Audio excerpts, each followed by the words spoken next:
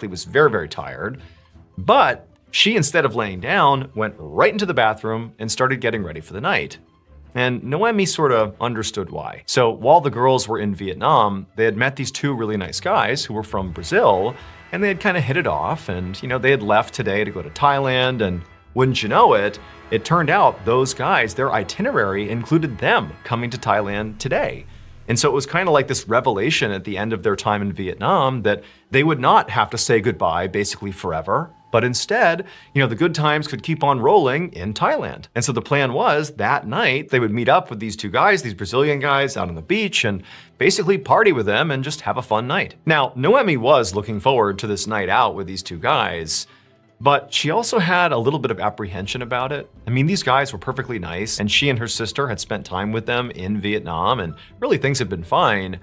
But, Noemi felt like Audrey was a little bit more naive and sort of like easier to be taken advantage of than she was. I mean, she was younger than her by 5 years. And also, when the sisters had gone on this trip, their parents had been really apprehensive about, two young women traveling alone together all over the world. I mean, they were sort of vulnerable. And so the way Noemi had sort of played it to her parents is, don't worry, I'm the big sister.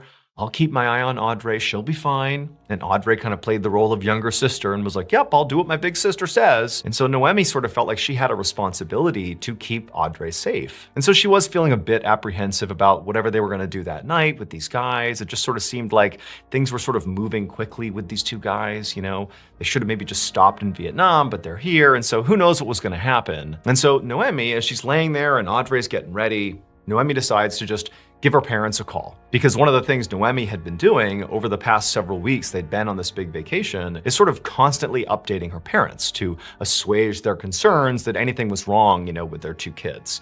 Noemi wanted her parents to see that she was doing everything she could, to keep her and her sister safe. And so she pulled out her phone and she was about to call her parents when suddenly Audrey appeared from the bathroom and said, stop. And she told her like, hey, remember, it's evening for us, but back home in Canada, it's the middle of the night. So you're gonna be waking them up and they're gonna have loads of questions like, why are you calling in the middle of the night? And probably you're gonna have to tell them about, how we're going out tonight with these two guys and they're gonna worry. Like, don't do that. Spare them. We will talk to them tomorrow.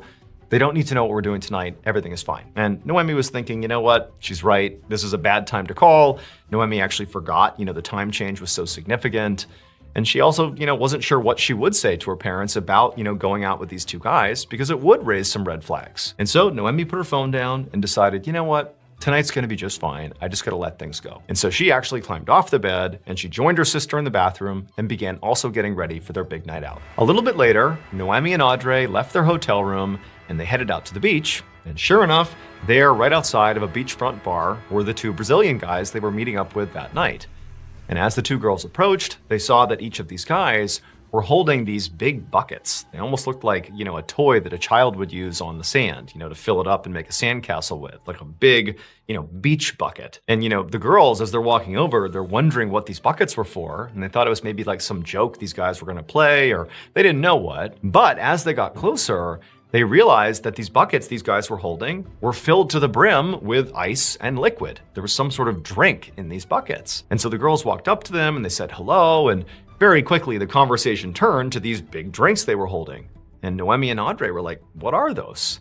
And the guys told them, these are like these amazing cocktails that you can only get in this part of the world. The girls asked, well, what is it? What's inside of the drink? What makes it so special? And the guys kind of looked at each other and laughed, and they're like, I don't know, just try it. It's really good. It'll make you feel great. Now, Noemi, being the sort of more responsible one, did not immediately begin drinking either of these drinks. Instead, she sort of paused and thought about it, but Audrey, on the other hand, was totally sold. She reached forward, grabbed one of the buckets, and just began chugging this drink. And so Noemi's looking at her like, come on, like you can't just jump into this. We don't know what this stuff is. But, after a couple of chugs, Audrey lowered the bucket and looked at her sister and she just grinned and she handed it back to her guy. And then she told Noemi, like, these taste great. This is awesome. Like, you gotta try it. Loosen up. And so at this point, Noemi, she's considering the situation. They were in Vietnam with these guys, and these guys were out partying with them. They were drinking with them, and, they seemed perfectly trustworthy. And They were clearly drinking from these buckets, and it didn't seem nefarious. And also, Noemi looked around the beach and suddenly realized that basically everybody had these big buckets. This was not just these two guys. Everybody's drinking this thing. And so Noemi's thinking, okay, well, if they think it's okay and it's sort of normal, in this part of the world, then it's got to be okay. And so she reached forward, grabbed the other bucket from the other guy, and took a big sip.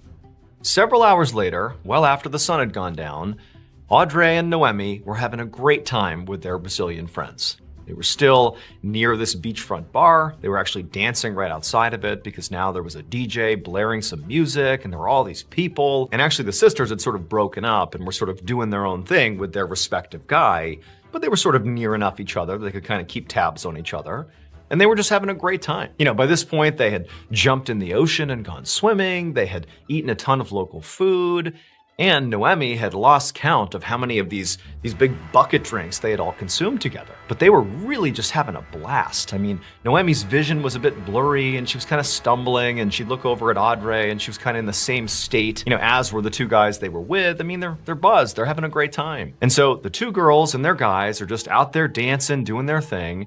It's about 1 a.m. at this point. And Noemi's guy says to her, hey, do you want to head back to the hotel room together? And Noemi's like, yeah, let's go back. But hold on, I want to talk to my sister first. And so Noemi kind of stumbles her way over to Audrey, who's in the middle of this big dance routine with her guy. And she stops Audrey and she whips around, and Audrey's all smiles too. And Noemi's like, hey, do you want to go back to the hotel room? We're going back now. Do you want to come? And Audrey's like, no, I want to stay here. I'm having too much fun. This is awesome. We're just going to keep on dancing. You guys should stay too. But Noemi was like, no, I got to go. We're going to go back. So you sure you want to stay? And Audrey was like, yeah, we'll stay. We'll see you at the hotel soon. Now, typically, Noemi and her sister really rarely separated, especially when they were out drinking and partying, because of all the inherent risks of being alone at night, potentially intoxicated. And so, this was kind of a rare thing for her to break away from her sister and separate.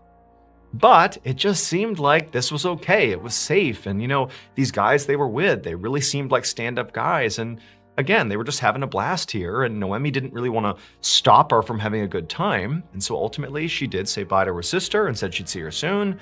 Noemi turned, and with her guy, she headed back to the hotel, and Audrey kept on dancing with her guy in front of the beach bar.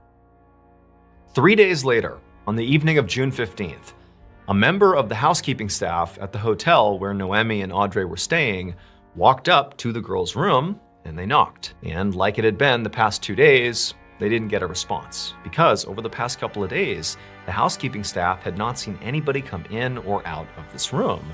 And now it had gotten to the point where they really had to get in there to clean the room. And basically, if they didn't get a response, this staff member was going to have to unlock the door and just go in there. And so one more time, they knocked on the door and called out, housekeeping, just in case somebody was in there. But again, there was silence. So the staff member put their card into the door, they unlocked it, they opened it up and stepped inside. And seconds later, that staff member was literally running out of the hotel room, screaming for help. At 9 p.m. that night, a team of police officers, led by Lieutenant Colonel Rat Somboon, arrived at the hotel room. Somboon was an experienced police officer, and he'd already been briefed on what was found inside the hotel room.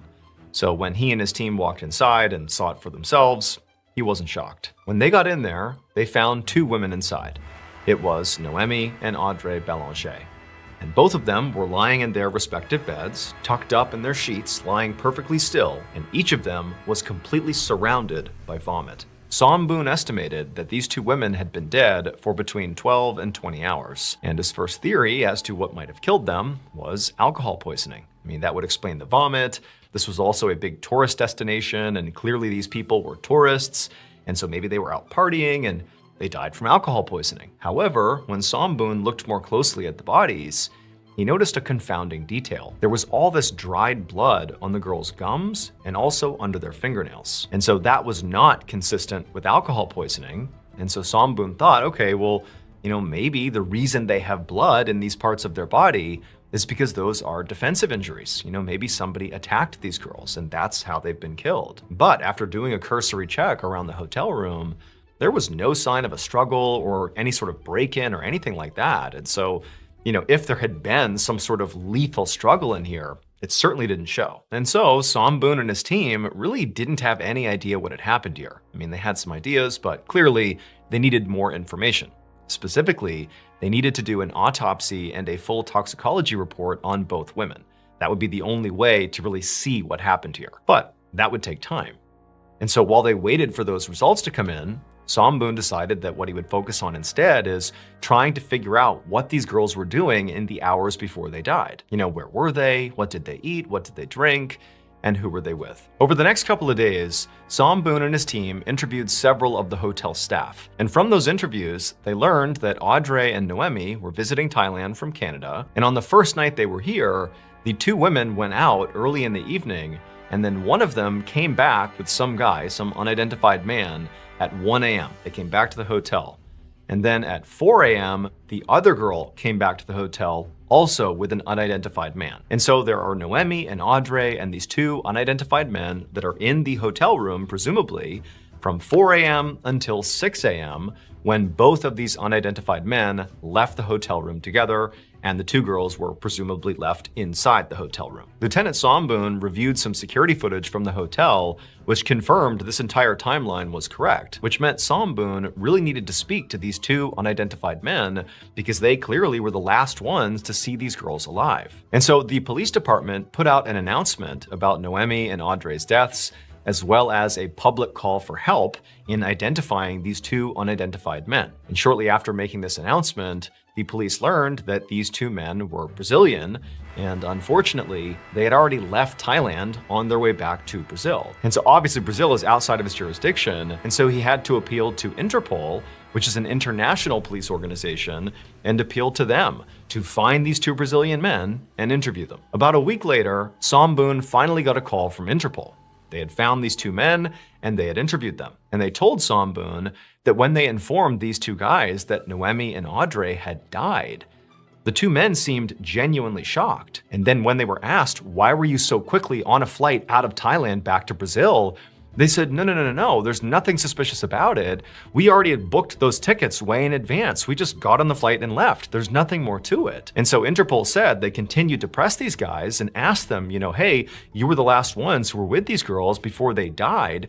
Tell us about their condition. Tell us how you left them when you left the hotel at 6 a.m. And the two guys, they said, look, they did seem like maybe they were already hungover or sort of sick from, partying the night before. They definitely did seem a little bit down, but they were basically fine. However, Interpol said it was fairly interesting that the two men did admit that following, their night out with Noemi and Audrey, the next 2 days, they were stuck in bed themselves, totally sick, vomiting, ill. They didn't know what from, but they said they were very, very sick following their encounter with these two girls. Somboon thanked the Interpol officer and then hung up. And even though Somboon couldn't help but feel still pretty suspicious of these two Brazilian guys, he now was thinking, okay, well, if they said they got really sick after, spending time with Noemi and Audrey, maybe what happened here is, all four of them got sick with something, some illness, and the guys survived. There is no alcohol in these big buckets of liquid. Instead, it includes crushed up narcotics, it includes cough syrup and Coca-Cola, and in some cases, pesticide. In fact, specifically DEET, which is the main ingredient in mosquito repellent. And wouldn't you know it, in the reports that Somboon got back, he saw both of these girls clearly had ingested DEET, which again is a highly toxic chemical. However, despite learning this, even though this seemed to be clearly what happened here, this is a DEET poisoning case, Somboon's thinking to himself, how could this have happened? I mean, these drinks, which are called 4x100s, are pretty popular in Thailand, and people are not just turning up dead left and right. It's a dangerous drink, no doubt,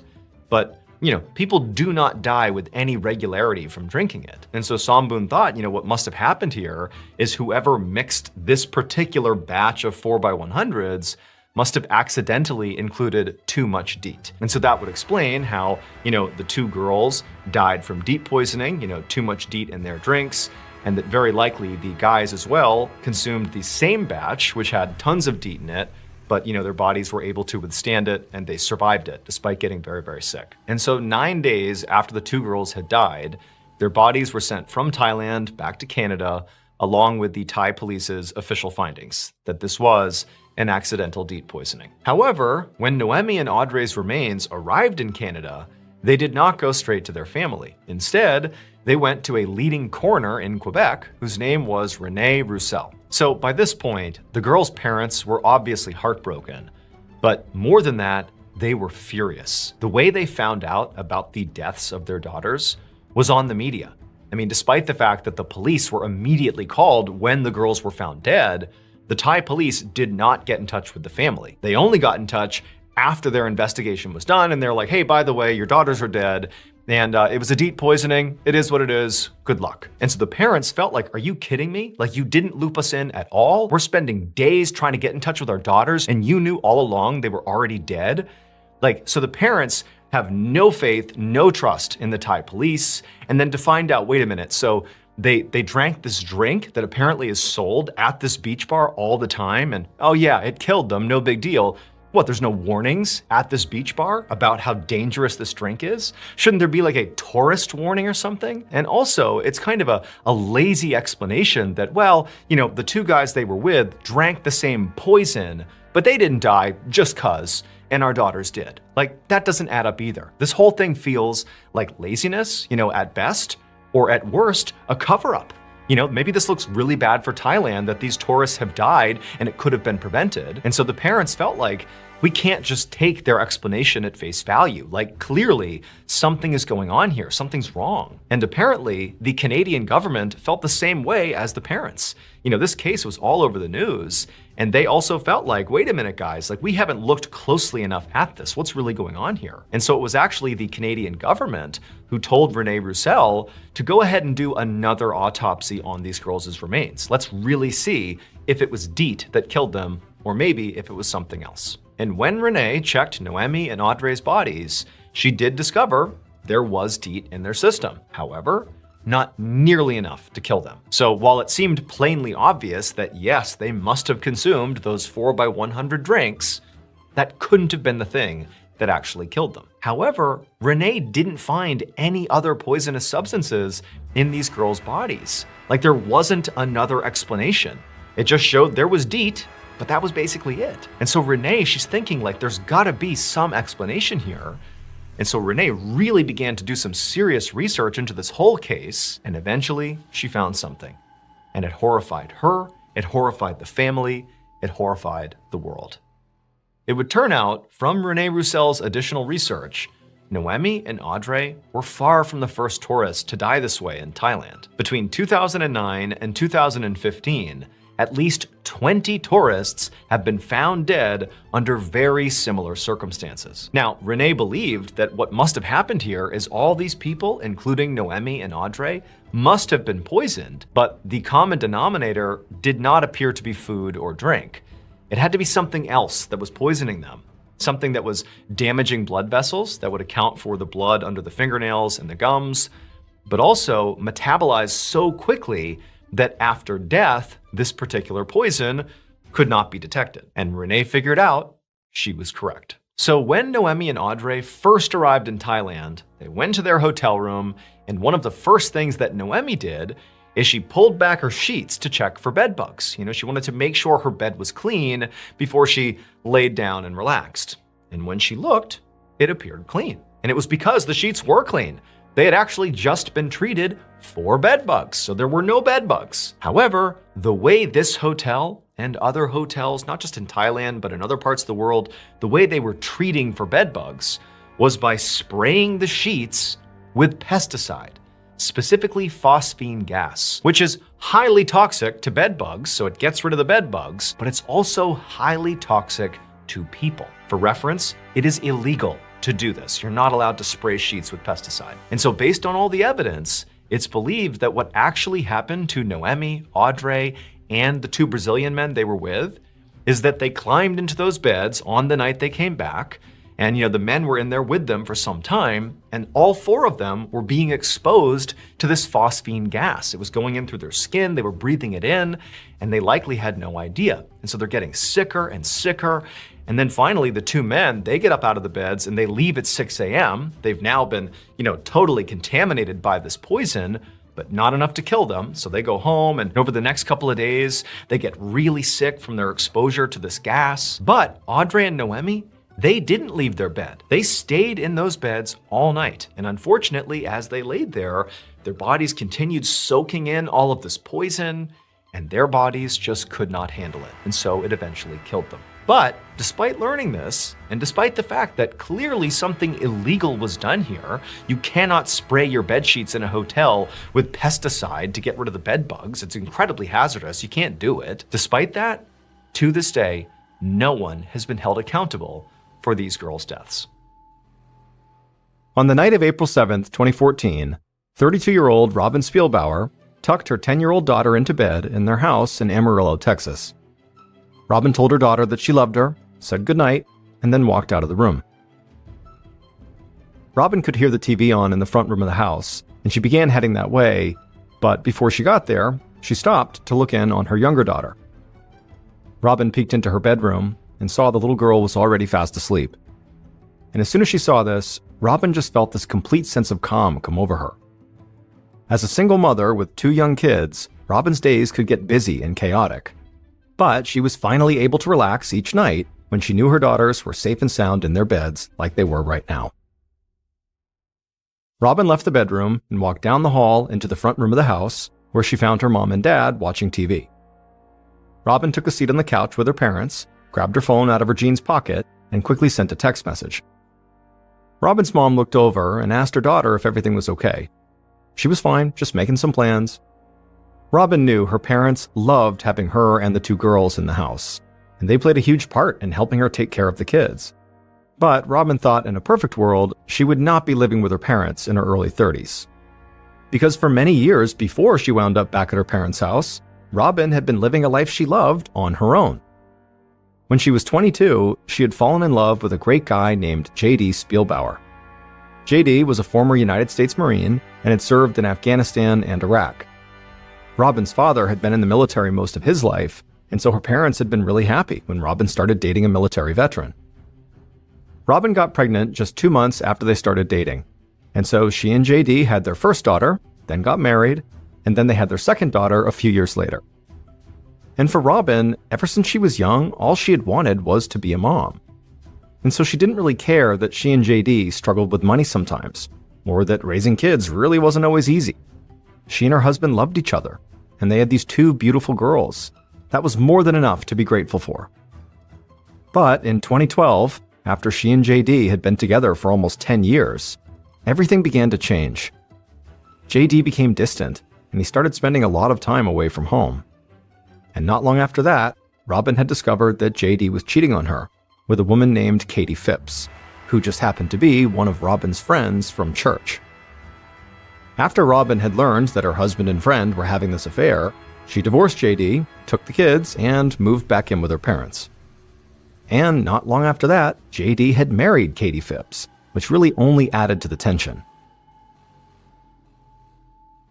Back on the couch, Robin's phone buzzed in her hand. She glanced down at the text, smiled, and got up. She told her parents she would have to run out for a bit, and asked if they could watch the kids while she was gone. Her mom said of course, and then asked if Robin was going out to meet her new boyfriend. Robin blushed a little, but didn't respond. Then she just grabbed her purse, told her parents she wouldn't be gone too long, and walked out the front door.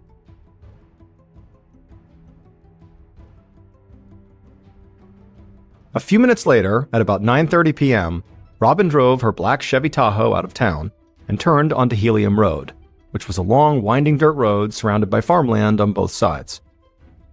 As she drove, Robin cranked up the country music on the radio and looked out at the huge Texas night sky. The only light on the road came from her headlights and the moon, and this made Robin feel like she was out in the middle of nowhere. But that was perfect as far as she was concerned. In fact, that's why she'd chosen Helium Road for this meeting in the first place. She didn't want anyone to see what she was about to do. Eventually, Robin pulled her SUV over to the side of the road, put it in park, and began to wait. And as she did, she listened to the radio and looked out the window. And then eventually, she saw headlights coming down the road behind her.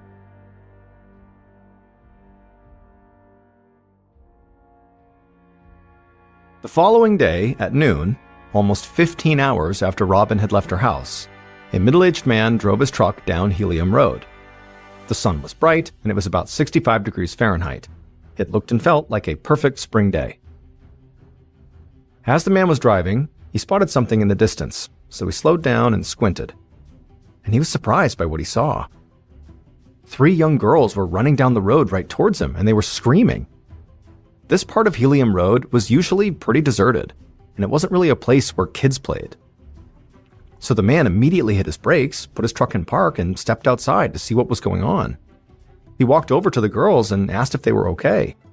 And without breaking their stride, all 3 girls pointed behind them and started yelling, "She's dead! She's dead!" The man looked where the girls were pointing, and he saw there was a black SUV parked on the side of the road.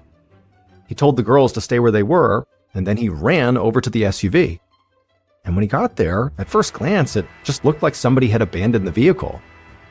However, when he walked to the passenger side of the SUV and looked at the ground, he just froze.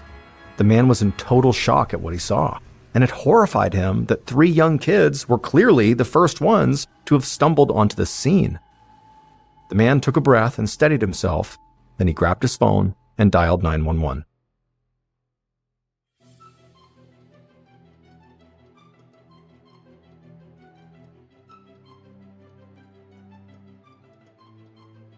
A little later that afternoon, Sergeant Alan Mongold of the Randall County Sheriff's Department sped down Helium Road. Up ahead, he saw there was an ambulance, cop cars, and a fire truck, and then behind him, driving as well, were more police cars. Sergeant Mongold could not think of a time ever when this spot on Helium Road, basically in the middle of all this farmland, had been so crowded. He eventually pulled over and parked his car not far from a black SUV and got out. And immediately, an officer ran over to meet him and said he'd taken statements from the 3 young girls and the man who had been there when he arrived, but he'd arranged for the girls to be taken home, and he'd sent that man a heavy object. And so at this point, Mongold felt confident he was very likely dealing with a murder. He reached into the woman's pockets, but found they were empty. So he told one of the officers on hand to run the plates of the SUV. And then he and the others started to do a sweep of the area. Within minutes, Mongold saw the officer who had just run the plates waving him over. Mongold joined him, and the officer said that the SUV was registered to a woman whose name was Robin Spielbauer, and the image of Robin Spielbauer that popped up matched the victim. Pretty soon, members of the county's forensics team arrived, and Sergeant Mongold searched the area around Robin's body and her SUV again. And this time, a forensic tech saw something that seemed really strange. The back windshield of Robin's SUV had a small crack in it, and embedded in the crack were tiny pieces of hot pink plastic. Now, neither the forensics tech nor Sergeant Mongold had any idea what this pink plastic was from. But the tech said hopefully that would become clear after they ran some tests. The investigative team spent hours searching up and down Helium Road, hoping to find a potential murder weapon or maybe Robin's cell phone. But other than those pink plastic flecks on the SUV windshield, there really wasn't much to go on. Mongold considered the possibility that this could have been a robbery gone wrong, that someone had gotten Robin to stop her car, attacked her, and had stolen her purse and her phone. But the idea that a carjacker would choose this road to try to rob someone where there wasn't a whole lot of traffic just didn't make a lot of sense to him. And so Mongold couldn't help but think that maybe Robin's killer was someone she knew.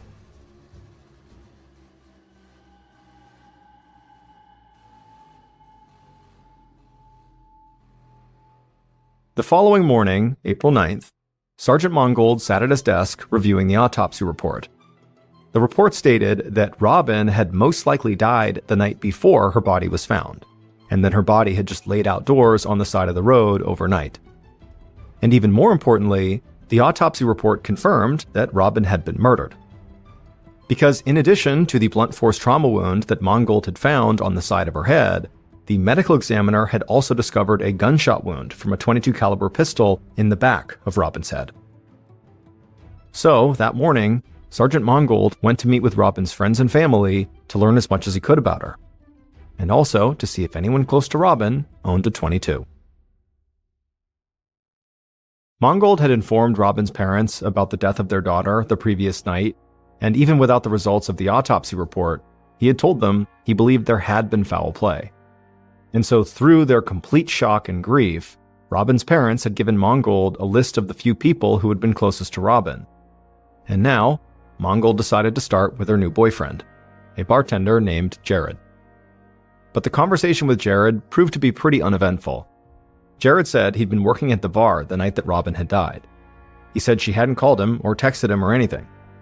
And Mongold was able to quickly track down multiple people at the bar who corroborated Jared's alibi.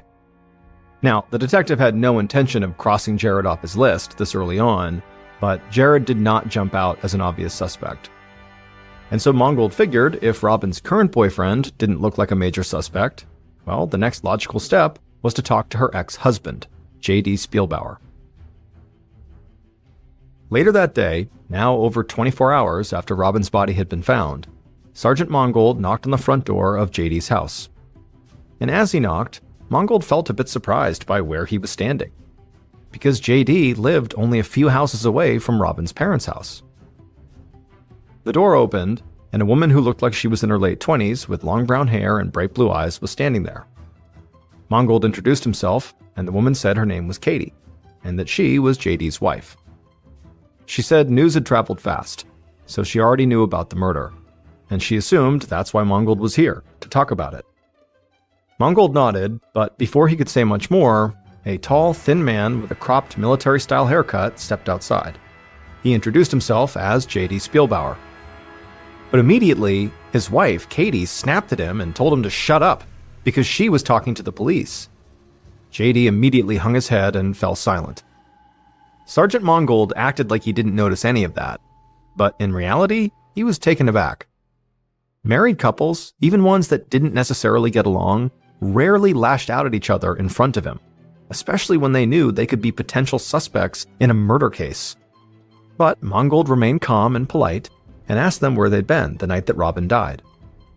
Katie said that she and her son had been at a friend's house, and they had come home around 10 p.m. JD said he'd been home all night with his uncle, who also lived in the house. They'd just been drinking beer and playing some pool. Other than Katie's quick outburst at JD, nothing the couple did after that seemed particularly strange. However, for some reason, Mongold just felt like there was a good chance both of these people were lying to his face. He talked to them for a bit longer, and then as they wrapped up, he told them he would be in touch if he needed any more information. But as he walked back to his car, Mongold already knew he'd be calling JD and Katie down to the station soon. He just needed to be better prepared if he was really going to interview them.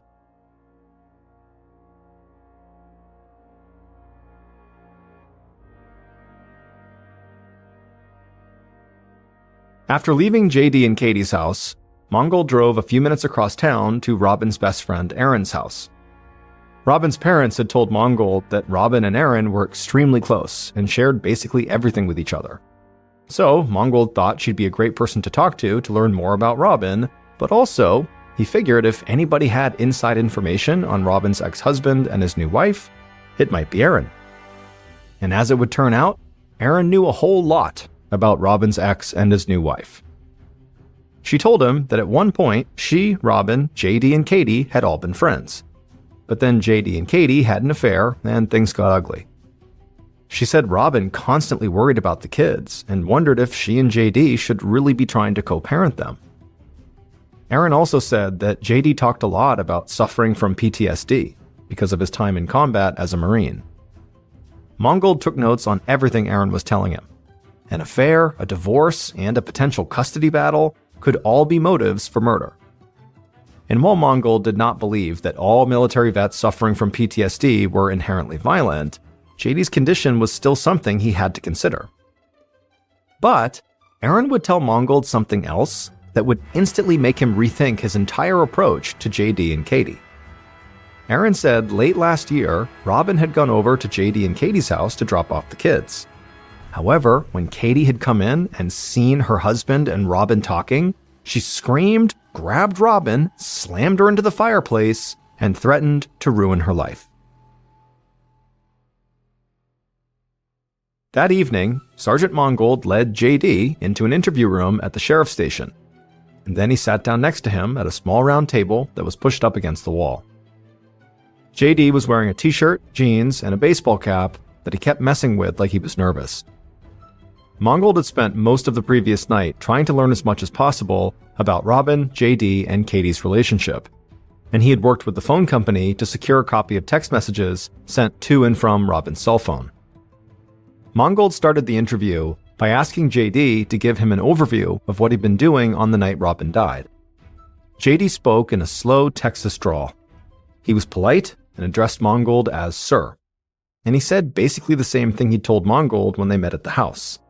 He'd been hanging out with his uncle at home, drinking and shooting pool.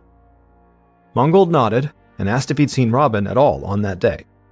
But JD shook his head and said he had not seen or talked to her. Sergeant Mongold reached down and grabbed a file folder out of a briefcase. He opened the folder and pulled out a piece of paper. Then he turned to JD and said he wanted to help him because clearly JD was having trouble remembering things clearly. Mongold told JD that this piece of paper was a record of all the text messages Robin had sent and received on the night she died. And her final text exchange was with JD, just before 9:30 p.m. And it was clear from this text that the two of them had been planning to meet up that night. JD immediately took off his hat and ran his hand through his hair. He apologized for lying, and then as he tried to explain himself, he started to stammer. Finally, he got out that Robin was supposed to meet him that night at his house to talk about a standardized test their older daughter was supposed to take. However, JD said Robin never showed up. At this point, Mongold really began to press JD. He asked him if Robin had never showed up, why hadn't he reached out to her? And JD really struggled to come up with an answer. He remained polite and kept calling Mongold Sir, but as he was doing that, Mongold got the impression that this was not a man who planned things out, or who could easily organize his thoughts. And so eventually, Mongold told JD that he could assume only one of two things. JD had lied because he was the one who murdered Robin, or he had lied to cover for someone else. JD just shook his head and said he would never hurt Robin. But Mongold snapped back and said, well, if you didn't kill her, who did? JD went quiet for a second, and then he looked up at Mongold and just said, I have suspicions. Now, during this interview, JD did not come out and actually say who he suspected, but Mongold thought it was pretty clear. In fact, Mongold had the same suspicion since he talked to Robin's friend Aaron. So Mongold didn't waste any time. He let JD go, and then had JD's wife, Katie, brought to the station and into the same small interview room. Katie was wearing a sweatshirt with a pink camouflage pattern on it, and while her husband, JD, had looked very nervous when he came in, Katie, on the other hand, just looked mad. But before Sergeant Mongold could even ask her a question, she said she needed him, Mongold, to tell her something. She said she needed to know if JD was having an affair with his ex-wife, Robin. Mongold said he didn't know if that was the case, but he did know that JD and Robin had planned to see each other on the night that Robin died. After hearing this, Katie broke down sobbing and put her face in her hands. She said she knew it. She knew Robin had been trying to tear her marriage apart because Robin had never gotten over JD after the divorce. But despite all the obvious anger Katie felt towards Robin, she insisted that she had nothing to do with Robin's murder. However, despite what Katie and JD said during their interviews, Sergeant Mongold still decided to secure search warrants for their house and their cell phones, and he felt sure he would soon be able to arrest one or both of them.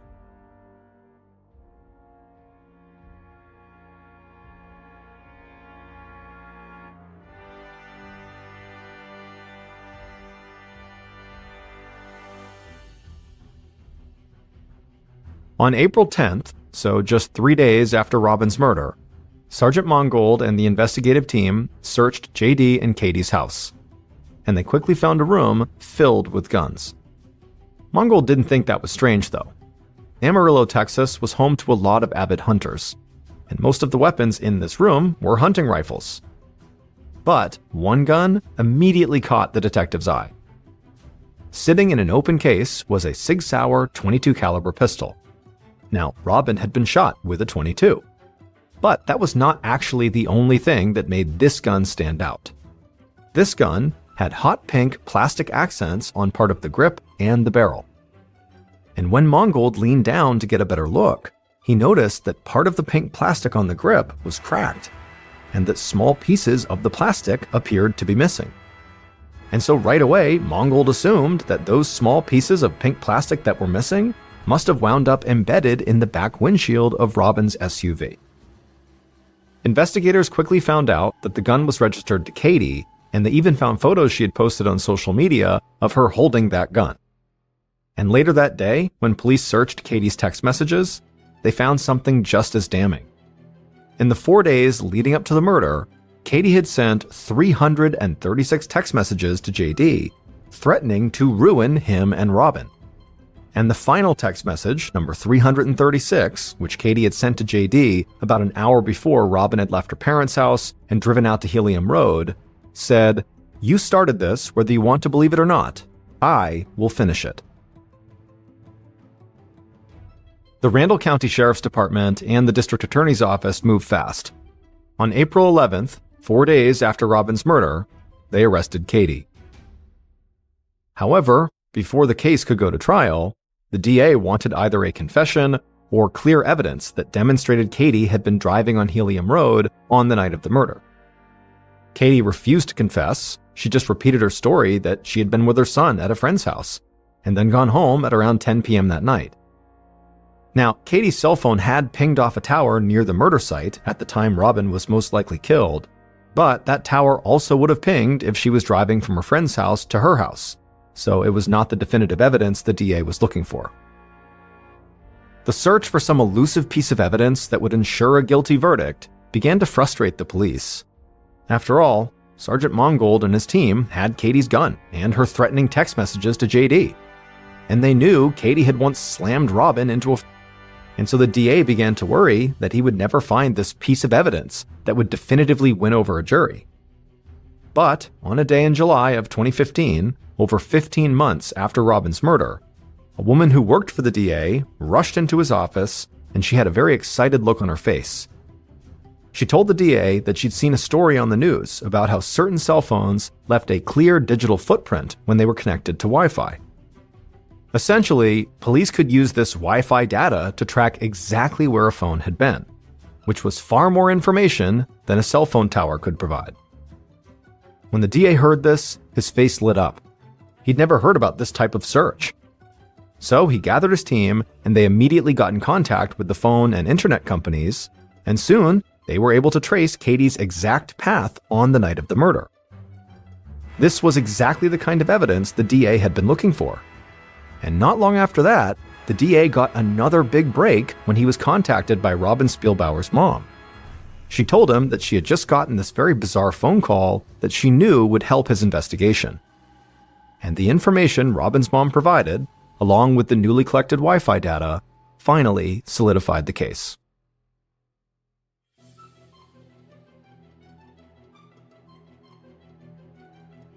Based on the information from Robin's mom, cell phone and Wi-Fi data, and evidence collected throughout the investigation, the following is a reconstruction of what authorities believed happened to Robin Spielbauer on April 7, 2014.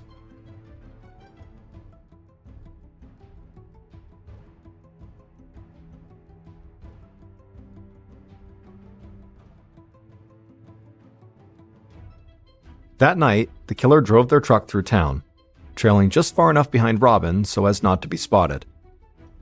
The city lights slowly disappeared behind them as the killer followed Robin out onto a dark dirt road. And after a few more minutes of driving, the killer saw Robin pull over and park. And so the killer slowed down as well and parked right behind her. Once they were stopped, the killer put on a pair of gloves, grabbed a gun from the passenger seat, and then stepped outside, leaving their headlights on. The killer calmly walked towards the SUV, raised their gun, and slammed it against Robin's back windshield. The windshield cracked, and the killer heard Robin begin to scream from inside the vehicle. The driver's side door of the SUV suddenly flew open, and Robin lunged out of the car and started screaming at the killer. But the killer just raised their gun. Robin saw the gun in the headlights from the truck, and she ran towards the farmland that surrounded the road, trying to get away, but the killer followed, and they aimed at Robin in the low light, and they fired. the bullet struck Robin in the back of the head. She stumbled, her body twisted, and she fell to the ground on her back. The killer approached and saw Robin was still breathing, so they aimed the gun at her forehead and pulled the trigger again. But the gun jammed. The killer panicked. They rushed back to their truck, glancing over their shoulder to make sure Robin was not getting up and running off. The killer found a tire iron from the truck bed, took it, and ran back to the side of the road where Robin was still laying on the ground. The killer held up the tire iron and swung it hard into the side of Robin's head. Blood spilled from Robin's temple out onto the ground. Now she stopped breathing, and she died right there on the side of the road. The killer leaned down and took Robin's cell phone out of her pocket.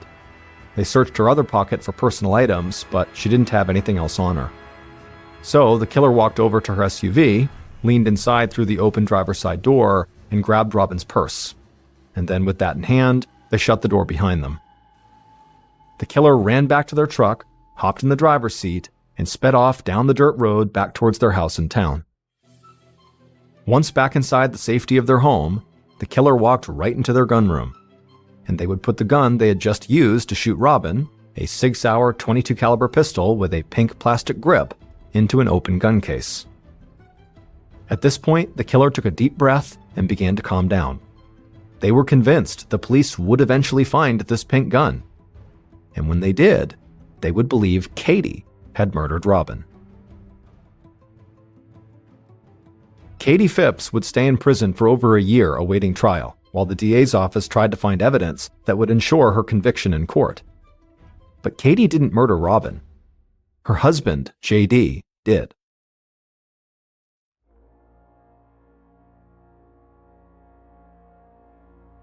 It would turn out that Katie's suspicions about JD and Robin had been correct.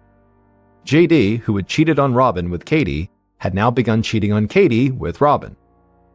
But JD knew Katie had caught on, and the whole thing had now turned into a total mess. He wanted both women out of his life, so he murdered his ex-wife and framed his current wife for the crime.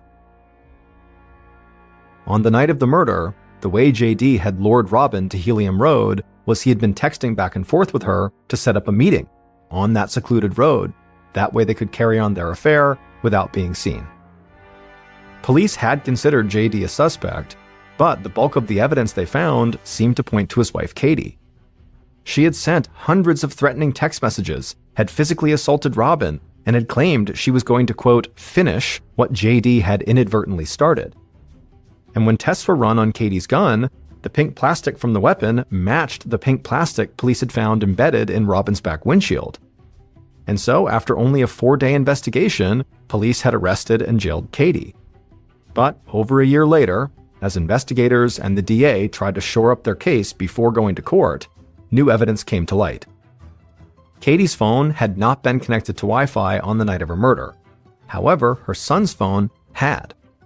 And so using the Wi-Fi data from her son's phone in connection with cell phone tower from Katie's phone, police were able to see that on the night of the murder, Katie's route was directly from her friend's house back to her own house. At that point, they realized Katie had been telling the truth. She did not kill Robin. Also, investigators came to believe that many of Katie's threatening text messages to JD might have been about divorcing him and exposing his affair, not about harming Robin. So with this new evidence, police released Katie from jail, and the DA admitted he had rushed to judgment about her guilt. Once Katie was out, investigators quickly turned their attention to JD. And one of the first things they discovered was that JD's stories about suffering from PTSD were a complete lie. Because JD had never served in the military. It was just something he lied about to impress women. And so the fact he had successfully carried out this lie for years and had even convinced police it was true helped lead the investigators to believe that JD was much craftier than they had given him credit for. They came to assume that everything he'd told them during the investigation was potentially a lie, and that he had the personality and the mental capacity to frame someone else for murder. And then finally, when investigators really began to move in on JD, Robin's mom contacted the DA about this bizarre phone call she got. She said that JD had called her and asked her to lend him a significant amount of money so that he could take his daughters on a trip to New York ASAP. With everything else investigators had learned, they saw this as a huge red flag. They believed the reason JD was trying to go to New York was actually just to make a run for the Canadian border. So they arrested JD before he could leave town, and they charged him with the murder of his ex-wife Robin. JD was found guilty of murder and sentenced to life in prison. He'll have a chance for parole in 2046. Despite the conviction, some members of the sheriff's department continued to believe that Katie had played a role in this crime. But once she was released from jail, Katie was never arrested or charged again in connection with Robin's murder.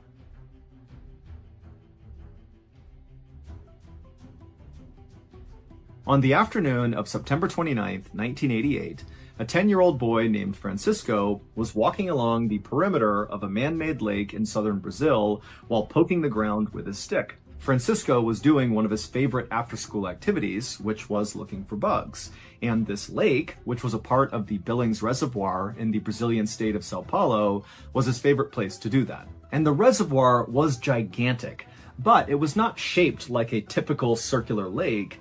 Instead, it was more like a big river that kind of wound around and had all these skinny branches kind of jutting off the sides of it. And on this particular day, Francisco was walking along one of those skinny offshoots of this lake, where at certain points, if Francisco wanted to, he could literally swim to the other side of the lake in a matter of minutes. Now, Francisco knew he was not really supposed to be anywhere near this reservoir, because in recent years, gangs from the nearby cities would bring their murder victims out to this reservoir and bury them here. And so locals knew it was not a safe place and to stay clear.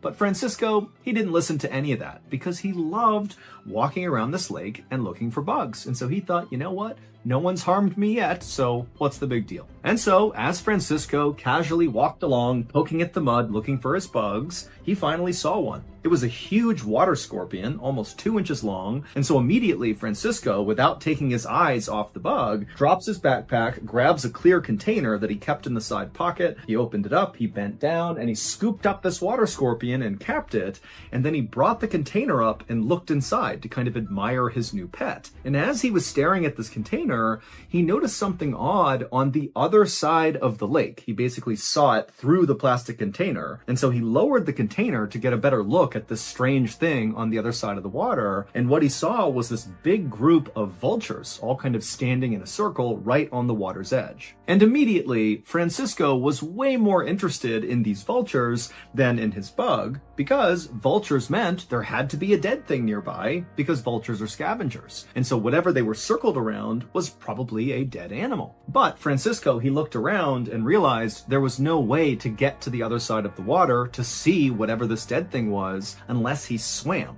And he knew if he went back home with soaking wet clothes, his mom would know he had snuck to the reservoir and he'd be in lots of trouble. And so, feeling really frustrated, Francisco just picked up a rock and chucked it to the other side, trying to splash the water near the vultures to get them to fly away so he could see the dead thing. But the first rock he threw did not really have an effect. The vultures just kind of turned around and looked at him and then went back to whatever was on the ground. And so Francisco gathered a big pile of like 25 rocks and began throwing them one after the other at these vultures. And finally, Francisco had caused enough chaos on the other side of the water that the vultures got upset and they took to the air and they flew away. And finally, Francisco got a clear view of the dead thing that was in the middle of the circle of vultures. Now, initially, Francisco thought this dead thing was going to be maybe a bird or some other small animal from the area, but when he got a good look at this dead thing from 30 feet away, it didn't look like either of those things. It didn't have fur, it didn't have feathers, it actually looked kind of pale, almost like a pig.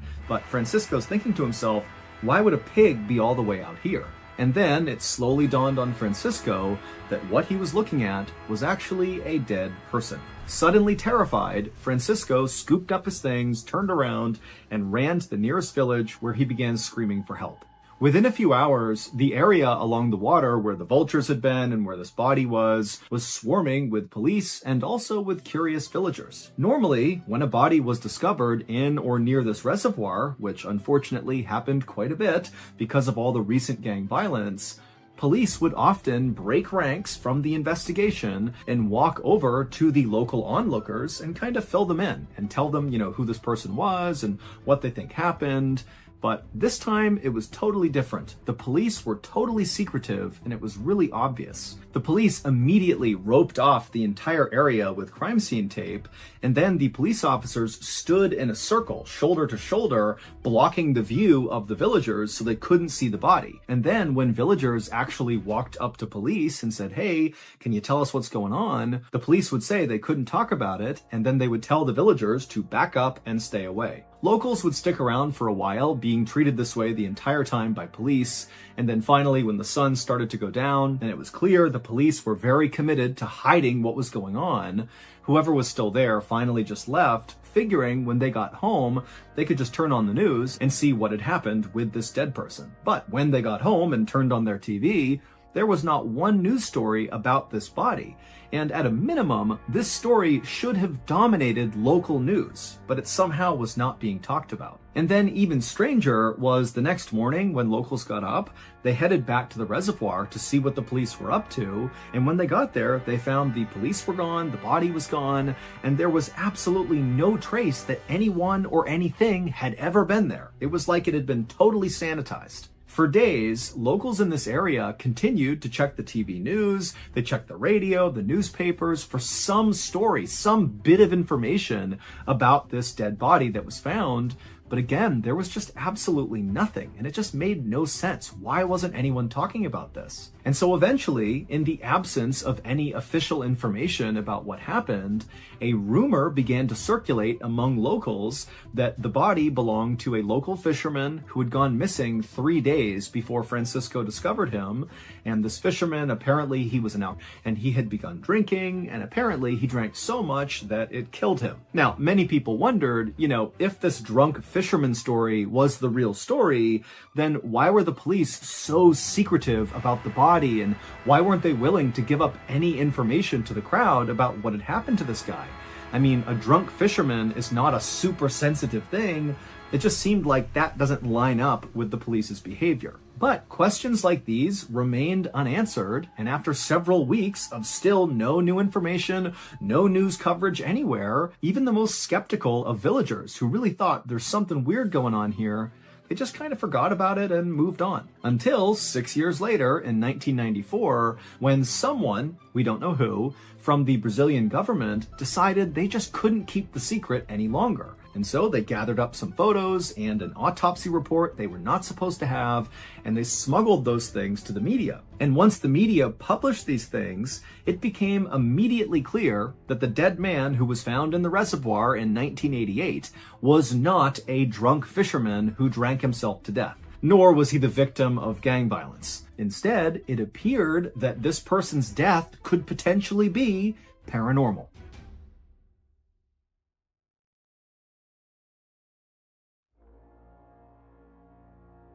But before we dive into the significance of those leaked photos and the leaked autopsy report, you need to understand a weird aspect of Brazil's history. Brazil has an absolutely astounding number of sightings of unidentified flying objects, or UFOs for short. And these are not your typical UFO stories where some person claims they saw aliens or they were abducted by aliens, but they have no witnesses, they have no proof, they have nothing but their own story.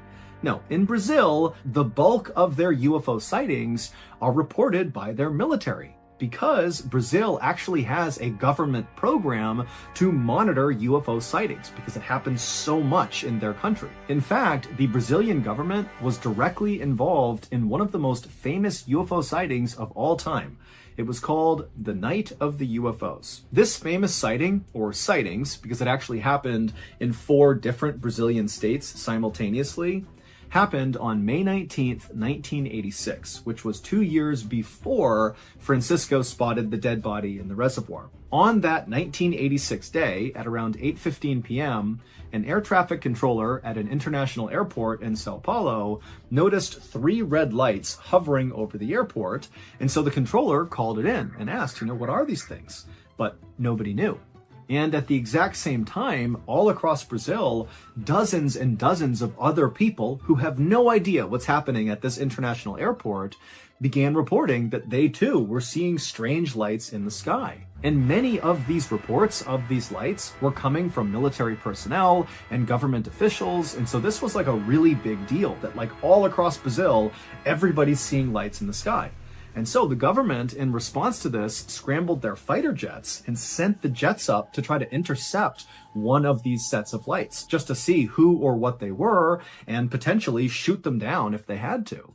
But when these jets got anywhere close to these unidentified flying objects, these lights in the sky, these UFOs would move away like instantly. One UFO was observed suddenly disappearing and then reappearing 20 miles away in just 5 seconds, which meant that UFO had to travel at least 5 times the speed of sound to cover that distance in such a short amount of time. For reference, humans are not capable of going that fast. We cannot do that. Eventually, the night of the UFOs ended when all these UFOs, these lights in the sky, just kind of suddenly vanished. And then a couple of days later, the Brazilian government held this big press conference about the event, and they would say, we have no idea what those lights were or where they came from. We have no clue. However, whoever or whatever was controlling these UFOs showed obvious signs of intelligence. Now, as mind-blowing as that would be to hear that potentially intelligent creatures are flying around your airspace, remember, this is Brazil, where UFO sightings were kind of the norm, and so people were definitely shocked by this. This was a terrifying thing, but they just kind of accepted what they were told and assumed, the government will handle this, and people moved on with their lives. That is, until several years later in 1994, when those photos and the autopsy report of the dead person in the reservoir were leaked, and then suddenly the people of Brazil, they're seeing this stuff and they're realizing, wait a minute, the night of the UFOs may not have been an isolated instance. Those UFOs may never have left. Here is what the public learned from the leaked photos and the leaked autopsy report. Back in 1988, when little Francisco spotted the dead body from the other side of the water, he correctly identified that it was a man's body. But Francisco had been wrong when he told authorities that it didn't look like this guy had any visible injuries on him. And the guy was naked, and so Francisco felt pretty confident that he would have seen something if the guy was wounded. But when the police arrived and they saw the body up close, they immediately saw he had several very serious and very strange physical injuries. He had these 4 perfectly circular 1 to 1.5 inch diameter holes drilled into his body. There were 2 right above his chest, basically sitting above his armpit. There was one that was right over his belly button, so his belly button was gone. It was just a hole where it had been. And there was also one in his crotch. And these holes were not crudely done. These were done with surgical precision, almost like whoever had done it was using high-end medical tools to make these cuts. Now, at first glance, the authorities had no idea why these holes were on this guy's body. But when the autopsy was done, they discovered this man was missing the majority of his internal organs, and after doing some investigating, they discovered that all of his organs had literally been vacuumed out of him through these holes on his body. Those holes were basically just ports to pull things out of him. Also, most of the man's blood had been suctioned out of those holes as well. But that wasn't all. The man also had one of his ears removed, one of his eyes was removed, and the lower part of his face was also removed. And again, all of these cuts looked like they had been made with absolute surgical precision. But perhaps the most brutal aspect of all the things that came to light when these documents were leaked was something that, unless you looked really closely at the autopsy report, you wouldn't necessarily notice. And it had to do with this man's vagus nerve. Your vagus nerve is something that controls part of your nervous system that's responsible for automatic functions like heart rate and digestion. And so when your body is suddenly in great distress, like suddenly you're fighting for your life or something, your vagus nerve can basically shut off those automatic functions like digestion in order to ensure all your energy is going towards fighting for your life. But in this dead man's case, his autopsy revealed that his vagus nerve had gone absolutely wild right at the moment of his death. It's complicated, but this suggests that this man was very likely alive when his face was being surgically cut off, and those holes were being drilled into his body, and his organs were being vacuumed out. And then at some point, the excruciating pain that came from these horrible things happening to him got so bad, his vagus nerve basically turned off his heart. So it was not these horrible physical injuries that killed him. He literally died from the pain of these physical injuries. In short, his body basically killed itself to avoid feeling the pain it was feeling. So I'm sure you're wondering, how does the dead man in the reservoir and these leaked photos and the autopsy report, how does all of that connect with the night of the UFOs, which happened 2 years before the man in the reservoir was even found? Well, following the night of the UFOs in 1986, farmers in Brazil who lived in the areas where these famous sightings took place began reporting that their cattle were dying kind of inexplicably. And this began happening with enough frequency in all of these areas where the UFO sightings had taken place that a theory began to develop in Brazil that maybe the UFOs that were here during the night of the UFOs have something to do with all these cows turning up dead. And as that theory began to take hold all across Brazil, that, UFOs are killing our cattle, another theory began to come out of that one, which was, well, if the UFOs are coming in here and killing cattle, what's stopping them from killing people? And then in 1988, so 2 years after the night of the UFOs, and right in the middle of all these farmers all across Brazil saying their cows were dying for no reason, the dead man in the reservoir was discovered. And as soon as the government saw the physical condition this guy was in, with the weird holes drilled in his body and his organs missing and his face pulled off, that, plus the fact that he was located in this reservoir, which by the way was in a night of the UFO sighting area, the government decided they would have to hide the story. A critical detail that I have left out intentionally until right now is that the cattle who were turning up dead, they were turning up dead with circular holes drilled into their bodies, with organs missing and parts of their faces removed. Meaning, clearly, whatever was happening to these cattle inside of these sighting areas had happened to this man in the reservoir. And if that got out to the public, then it would confirm for many people in Brazil that, yep, the UFOs, they're the ones going after the cattle, and now they're going after us too. And so this was why the police were so secretive about the body and not letting anybody see it or learn anything about it. And it was also why no news was run anywhere in Brazil about the story. It's because the government was really trying to make sure it did not get out. And the government was able to keep it quiet until 1994 when those photos and the autopsy report were leaked.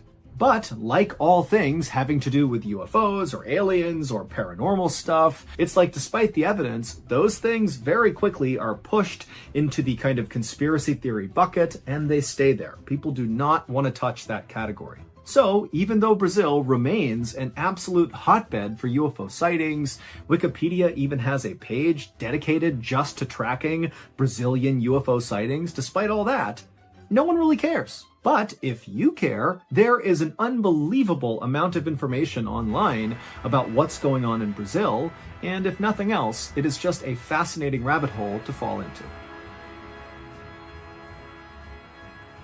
On the evening of Wednesday, May 21st, 1924, a man named Jacob Franks walked up the steps to his mansion, and right as he went to open his door, his butler opened it up, welcomed him inside, and Jacob smiled at the butler and stepped in. Jacob had just spent a long day at his office in Chicago, Illinois, doing a big real estate deal, and now he was just happy to be home with his wife and his 3 kids. Jacob was an incredibly successful business person who had made a name for himself first in the early 1900s when he ran a bank that specialized in giving out these enormous loans to gamblers. But it wasn't until he was named the president of the Rockford Watch Company and he expanded into real estate that he became outrageously wealthy. His fortune in today's dollars would have been around $70 million.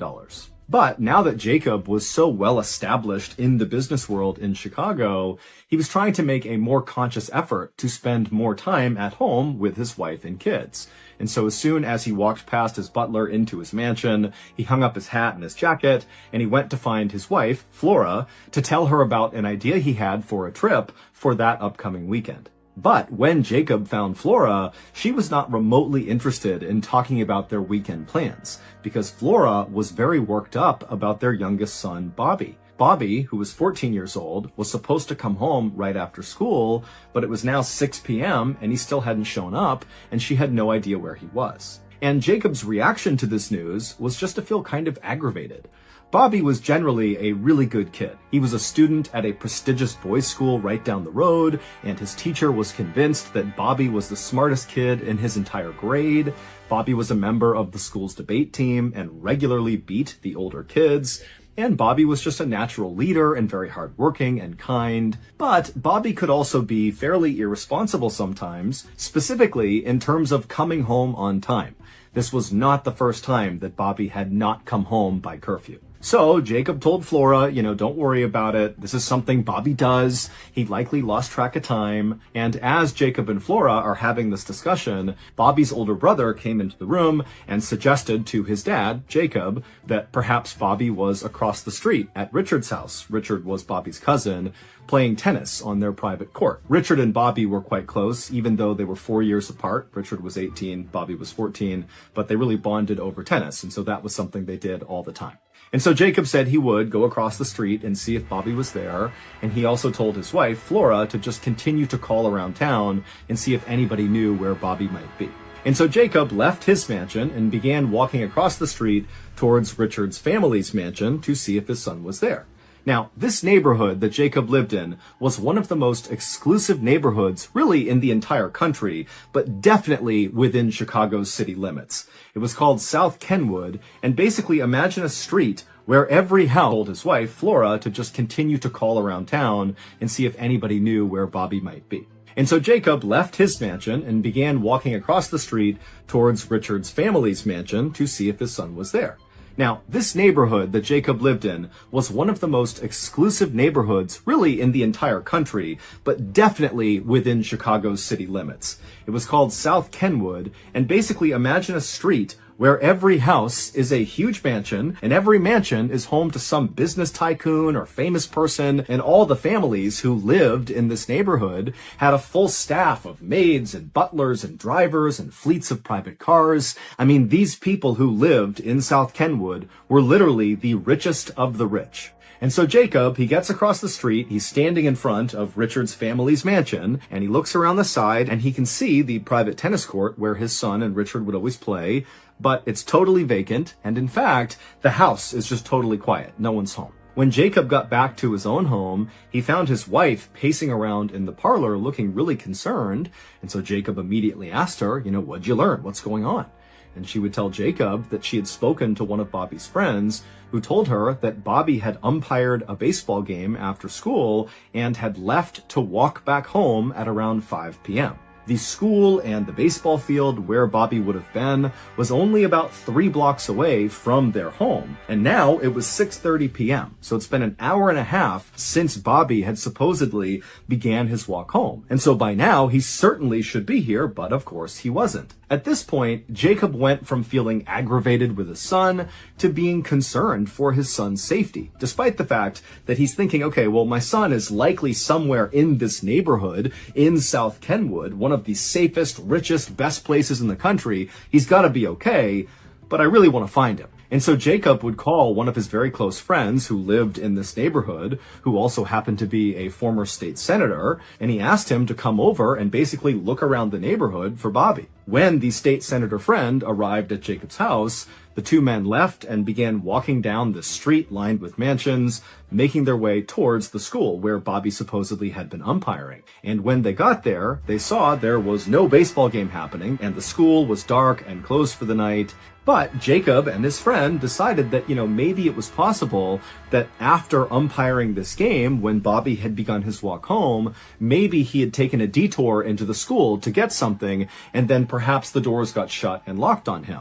And so Jacob and his friend went to the school and looked for a way to basically break into the school. And sure enough, they would find an open window, they'd open it up, they would climb inside, and they would search the entire school, but Bobby was not in there. At this point, Jacob was really starting to panic. His friend was trying to calm him down, but Jacob is now thinking, something is terribly wrong with my son. And so the two men actually ran from the school back to Jacob's house. And when they went inside, Jacob immediately called out to his wife to see if maybe she had located Bobby. But when he called Flora's name, there was no response. And so Jacob and his friend, they run inside and they make their way towards the parlor, which is where they had last seen Flora before they left.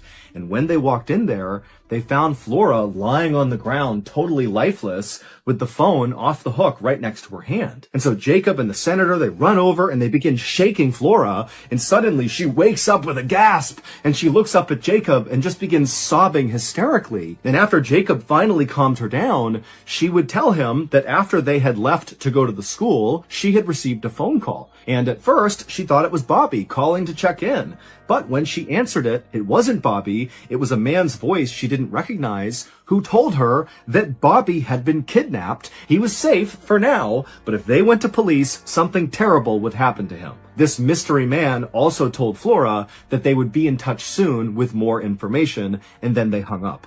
And Flora had been so overwhelmed by what she was told that she had fainted, and that was why they found her on the ground. That night, Jacob, Flora, and the state senator friend stayed up late going over, what they should do. Of course, they wanted to go to police, but this felt like a credible threat that Bobby could be harmed if they did that. And so they just went back and forth over how to handle this horrible situation. But by 2 a.m., they had made a decision. The state senator had some close friends and connections in the police department, and so they decided that they would go talk to the police, but they would swear them to secrecy so the kidnapper or kidnappers wouldn't know the police were investigating. And so, a few hours later, when the police department opened up, Jacob and the state senator friend went to the police. They spoke to the highest ranking officer who was sworn to secrecy, and then that morning, the police would begin a quiet investigation into Bobby's kidnapping. At the same time this investigation was beginning, on the morning of May 22nd, 1924, a man named Morton D. Ballard drove through downtown Chicago in a luxury car known as a Willis Knight. He pulled this luxury car into a parking lot right next to a rental car company, and after parking the car, Morton got out, he went inside of the shop, and he handed the keys over to the clerk behind the desk. The clerk would ask Morton, how did it go with your rental car? And Morton would say, oh, it was perfect, went totally fine. After that, Morton thanked the clerk, he turned around and walked outside where another luxury car was waiting for him, being driven by his good friend, Lewis Mason. And once Morton had climbed inside, the two men smiled and drove off and disappeared into traffic. That same morning, Jacob and Flora received a letter from the kidnapper or kidnappers demanding $10,000 in small unmarked bills, and if they gave this money over, they would get their son back. And immediately, Jacob went to the bank and got the money, but before he could actually deliver the money to the kidnappers at the location they had specified in this letter, the police, who were quietly investigating, discovered a clue that would break the case wide open. It would take over a week to unravel this bizarre clue, but it all started to come together when the police brought in Morton D. Ballard and Lewis Mason for questioning. Here is the shocking story that detectives were finally able to piece together about what happened to Bobby Franks. On May 7th, 1924, so 2 weeks before Bobby went missing, Morton D. Ballard walked into a hotel in Chicago called the Morrison and rented room 1031.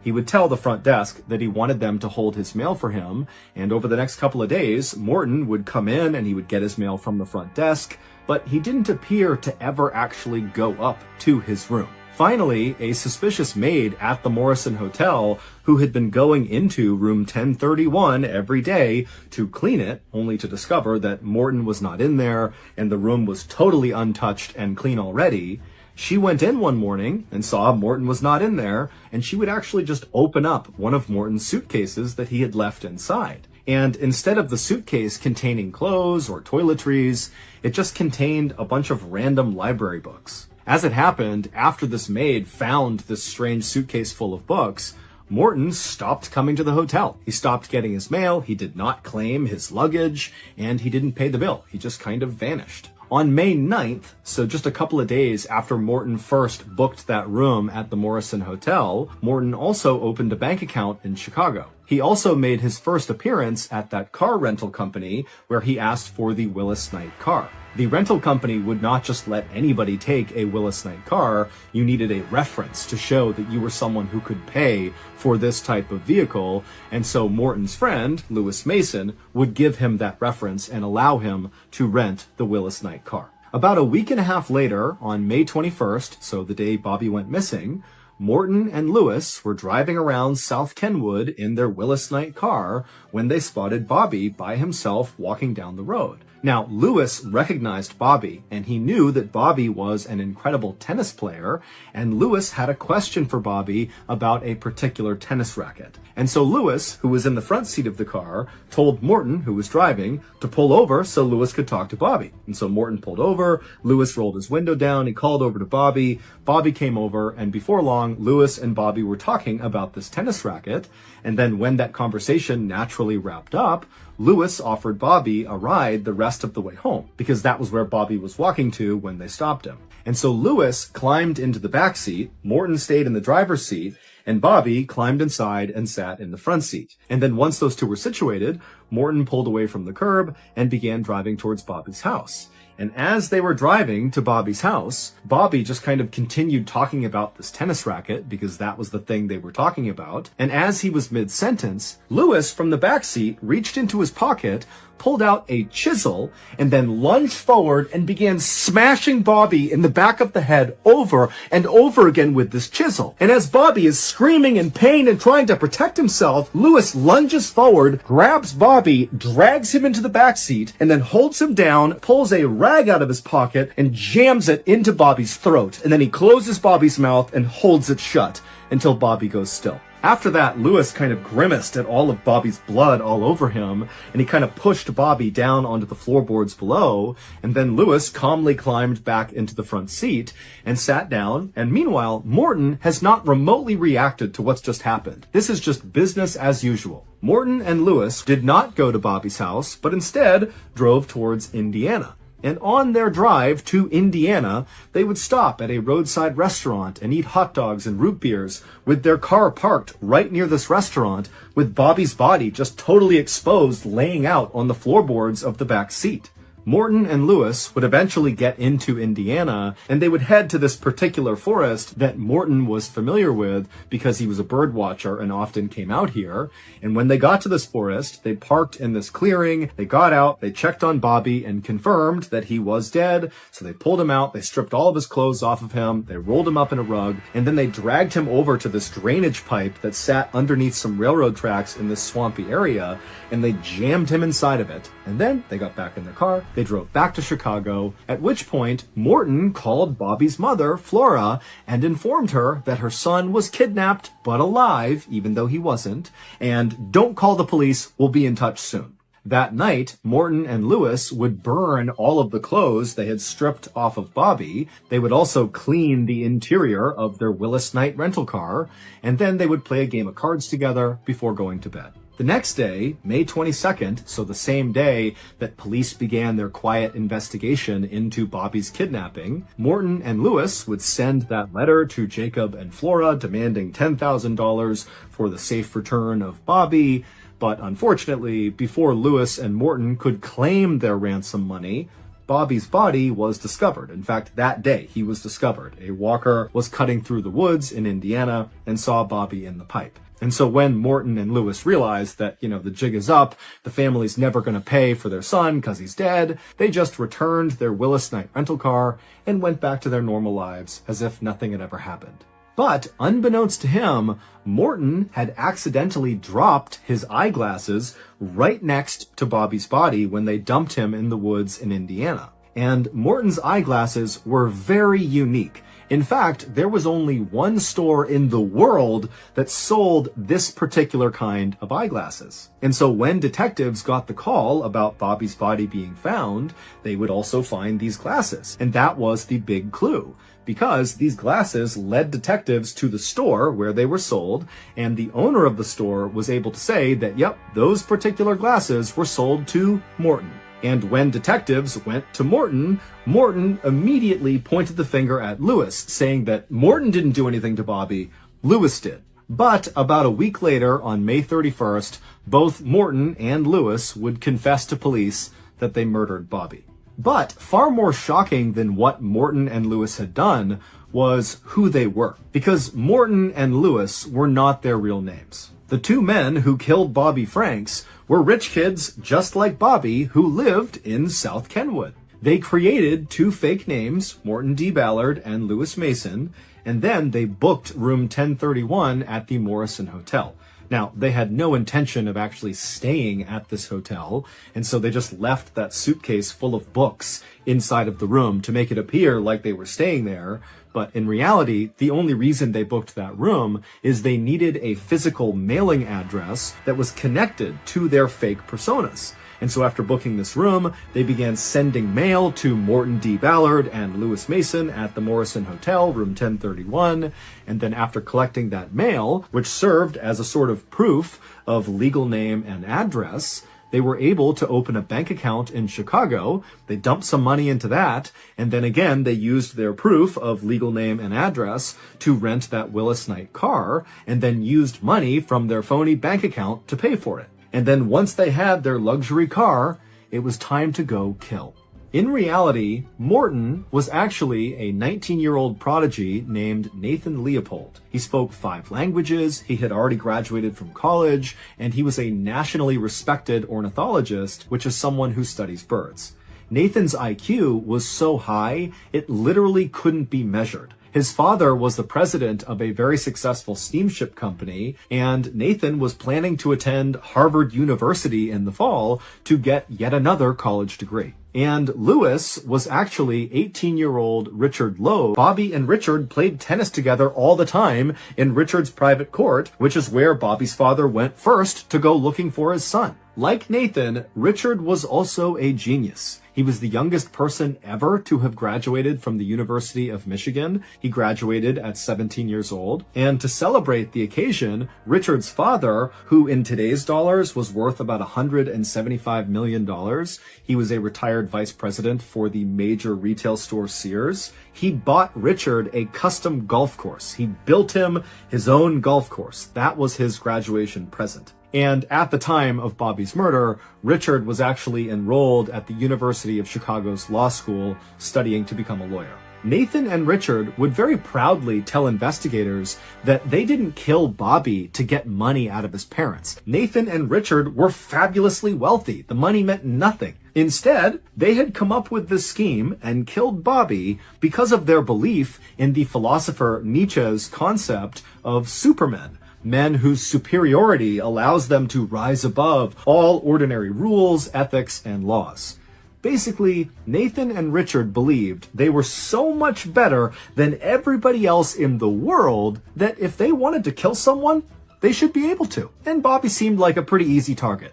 After Nathan and Richard confessed, they were put under arrest, but a chauffeur was allowed to come to the police station and drop off silk pajamas for them to wear in custody, and instead of being held in a cell, they were allowed to stay in a hotel. But ultimately, they both were sentenced to life in prison. Bobby's family never recovered from his murder, and his father, Jacob, would die just 4 years after his son died. As for Nathan, he would be murdered in prison in 1936 by another inmate. And as for Richard, he would serve his time and get paroled and then die of natural causes in 1971. Today, the murder of Bobby Franks is often referred to as the crime of the century. An 11-year-old named Mark was living just outside of Philadelphia with his family. And for the past few summers, he and his siblings would go up to this summer camp on Mount Kitney in a rural part of New Jersey, and they would stay there for about 8 weeks every summer. And this year would be no different, so on June 23rd, Mark and his siblings and his family loaded up the minivan, and they began their 2.5-hour commute up to Mount Kitney. When they arrived, the parking lot is filled with parents dropping off their kids, and there's already a batch of campers that had arrived already that are coming down to meet the new campers. And in the middle of all of this chaos, one of Mark's friends from the previous summer, his name was Kyle, he was the same age as Mark, he saw Mark and he runs down and he excitedly tells Mark that they had been placed in the same cabin this year. And so Mark is thrilled. The summer is already off to a great start. So for the next hour or so, Mark and his siblings and Kyle, they began moving all of their stuff up to the cabins. And then at some point, all the parents left and all the campers were instructed to head over to the big dining hall where the camp director and some of the camp counselors were going to go over expectations and scheduling over the next few days. So Mark and Kyle make their way over to the dining hall. They sit down at one of the long tables next to a couple of their buddies, and they listen in while the director goes over the rules and the regulations. And the director would make a special point, like they do every year, to remind all the campers that the faraway dock is absolutely off limits. So don't ask about it, don't try to swim out to it, just leave it alone. The main cluster of buildings that made up the camp was situated right up against this huge man-made lake that was quite long and fairly narrow. And on one side of this lake was the designated swimming area, and then this side they didn't even use for the camp. And within the swimming section, there was a main dock that extended fairly far out into the water that they divided. On one side was the weaker swimmers, and on the other side of the dock was the more advanced swimmers. And then farther out past the dock were these two floating docks, these square floating docks. There was one that was maybe about 10 meters away from the head of the main dock. And then there was the so-called faraway dock that was absurdly far away. In fact, no one really knew why it was out there to begin with. It was at least 100 meters away from the head of the main dock. There were lots of conspiracy theories about why the faraway dock was actually off limits, because the camp staff never actually explicitly said what their reasoning was for not allowing anyone to go near it. They just said it was very dangerous. Most campers believed it was just because the faraway dock was so far away. It was a dangerous swim to be making, even for an experienced swimmer. Other campers had heard a rumor that years earlier, someone had swam out and then gotten sucked underneath. There was apparently some suction underneath this dock, and they got sucked underneath and they drowned. And then the most outlandish conspiracy theory was the dock was not actually a dock at all. It was a lid that was covering over a secret tunnel that went into the lake. But regardless of whichever conspiracy theory the campers believed in, the faraway dock had developed a very spooky reputation, and they did not need to be told twice to not go near it. No one's going near it. Well, unless you're Kyle. After the director and some of the counselors had gone up and spoken, the campers were allowed to finish their meal and then make their way back to their cabins. So Mark and Kyle finish their meal and they start walking back. They go into their cabin. They're getting set up in their bed. Their two other cabin mates come in and they're all kind of chatting and joking around. And at some point they turn off the lights and they want to go to bed. And after a little while, after the lights have been turned off in the cabin and everyone's trying to sleep, Kyle breaks the silence by saying, "Hey guys, I really want to swim out to the faraway dock this summer." Now, Mark and the other two that were in there with Kyle had heard Kyle say this before. He talked incessantly the summer before about wanting to swim out to the faraway dock, but he never did, and he really never showed any serious attempt at wanting to go out there. And so when he's saying this now, they're not taking him seriously at all. And so they kind of laughed and said, "Yeah, it's pretty creepy, that dock out there. I wonder why we can't go out there." And they kind of had a quick discussion about, the various hot theories around why you can't go out there, and ultimately they just kind of wrote it off and went to sleep. The next morning, Mark and Kyle got up and began their walk over to the dining hall to get some breakfast. And on the walk, Kyle says to Mark, "Hey, I want to swim out to the faraway dock today at lunch. Will you come with me?" And so to this point, Mark has only ever heard Kyle talk about the faraway dock and going to it in theory. There's never been a timestamp of this is when we're going to do it.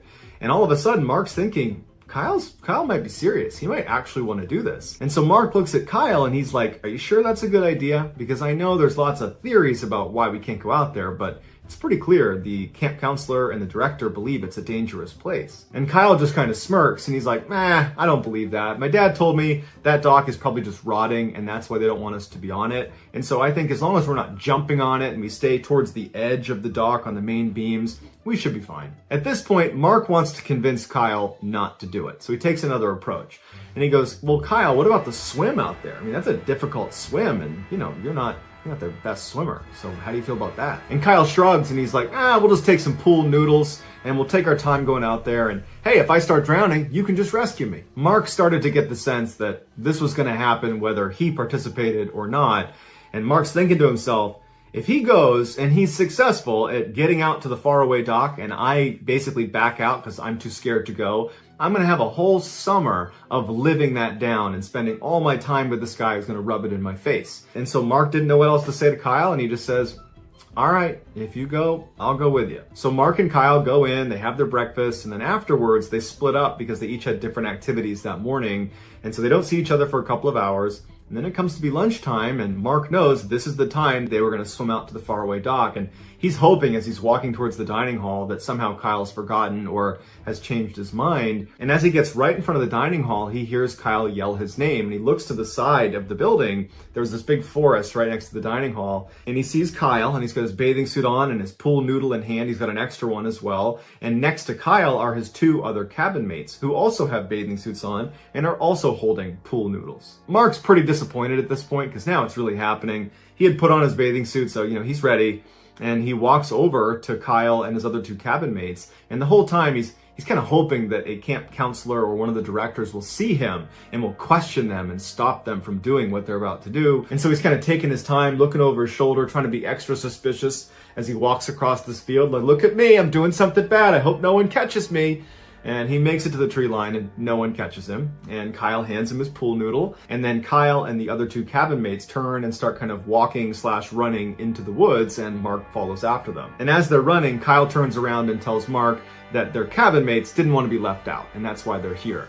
And Mark had a sinking feeling that probably they had the same reaction that he did, which is, if I don't do this with him, he's going to rub this in my face for the whole summer, and I'm living with him. And I'd rather just swim to this horrible dock than put up with that for the whole summer. And so they finally make it to the swimming area, and they have their main dock that juts out into the water, and then there's the closer floating dock, and then way over there is the faraway dock. And as soon as they get onto the beach, they're kind of exposed, and the main camp, if they were down at the water's edge, they could look and see them if they were looking in that direction.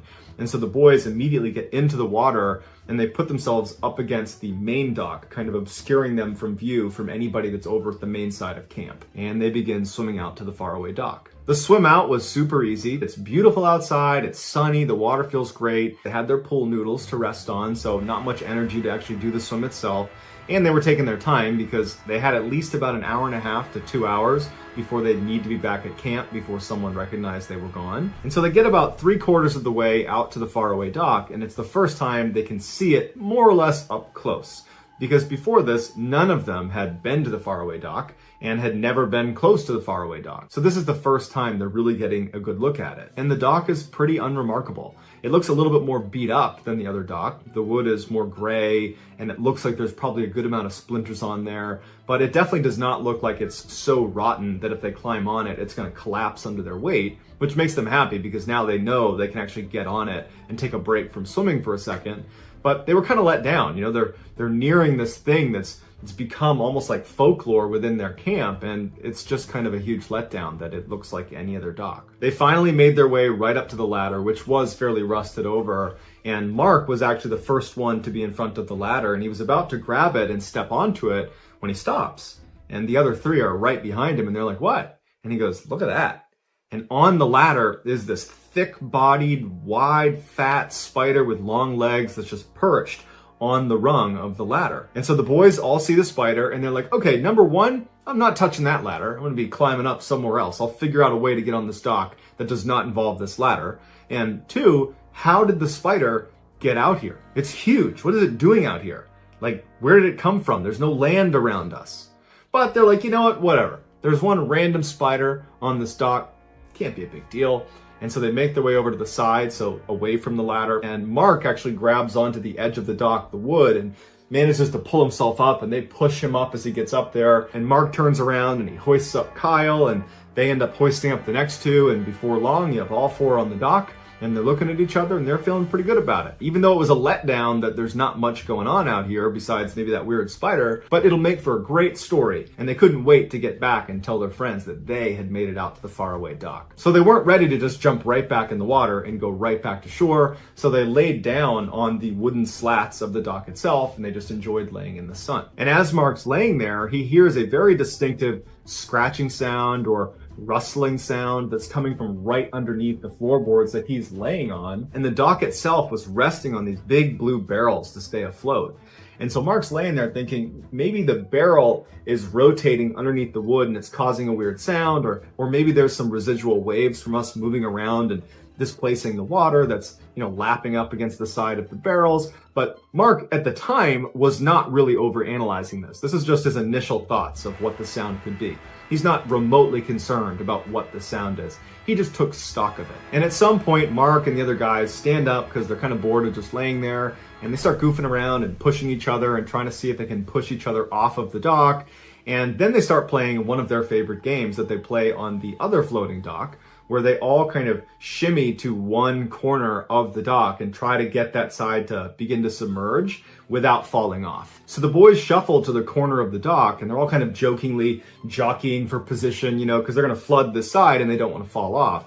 And so they get in position and the dock starts to sink. And so after about a third of the dock was now underwater, they start hearing a scratching sound like the one Mark had heard when he was laying on his back. And all of a sudden, hundreds of those huge, thick-bodied, long-legged spiders start coming out from underneath the dock through the breaks in the wood. They're pouring out frantically, trying to climb out from underneath the dock because the boys have just flooded their nest. And so hundreds of these things are pouring out from underneath and sliding down towards the boys because it's on an angle. And Kyle, in a panic, loses his footing and falls face first onto the dock. But because his weight shifted so quickly, the dock went down flat again. And now Kyle's laying on the dock as these spiders are swarming his body, getting in his hair. And Mark and the other two are still on the dock and they can feel the spiders at their feet and they jump into the water. And Mark, as soon as he hits the water, he sees there's hundreds of spiders in the water. They're all over the place. And that's when he feels one in his hair and he's trying to swat it off of his head and he dives underwater thinking that's going to get rid of it. But no, he feels it grip down tight on his hair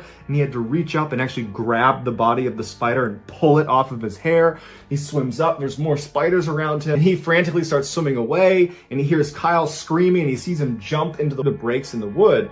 They're pouring out frantically, trying to climb out from underneath the dock because the boys have just flooded their nest. And so hundreds of these things are pouring out from underneath and sliding down towards the boys because it's on an angle. And Kyle, in a panic, loses his footing and falls face first onto the dock. But because his weight shifted so quickly, the dock went down flat again. And now Kyle's laying on the dock as these spiders are swarming his body, getting in his hair. And Mark and the other two are still on the dock and they can feel the spiders at their feet and they jump into the water. And Mark, as soon as he hits the water, he sees there's hundreds of spiders in the water. They're all over the place. And that's when he feels one in his hair and he's trying to swat it off of his head and he dives underwater thinking that's going to get rid of it. But no, he feels it grip down tight on his hair and he had to reach up and actually grab the body of the spider and pull it off of his hair.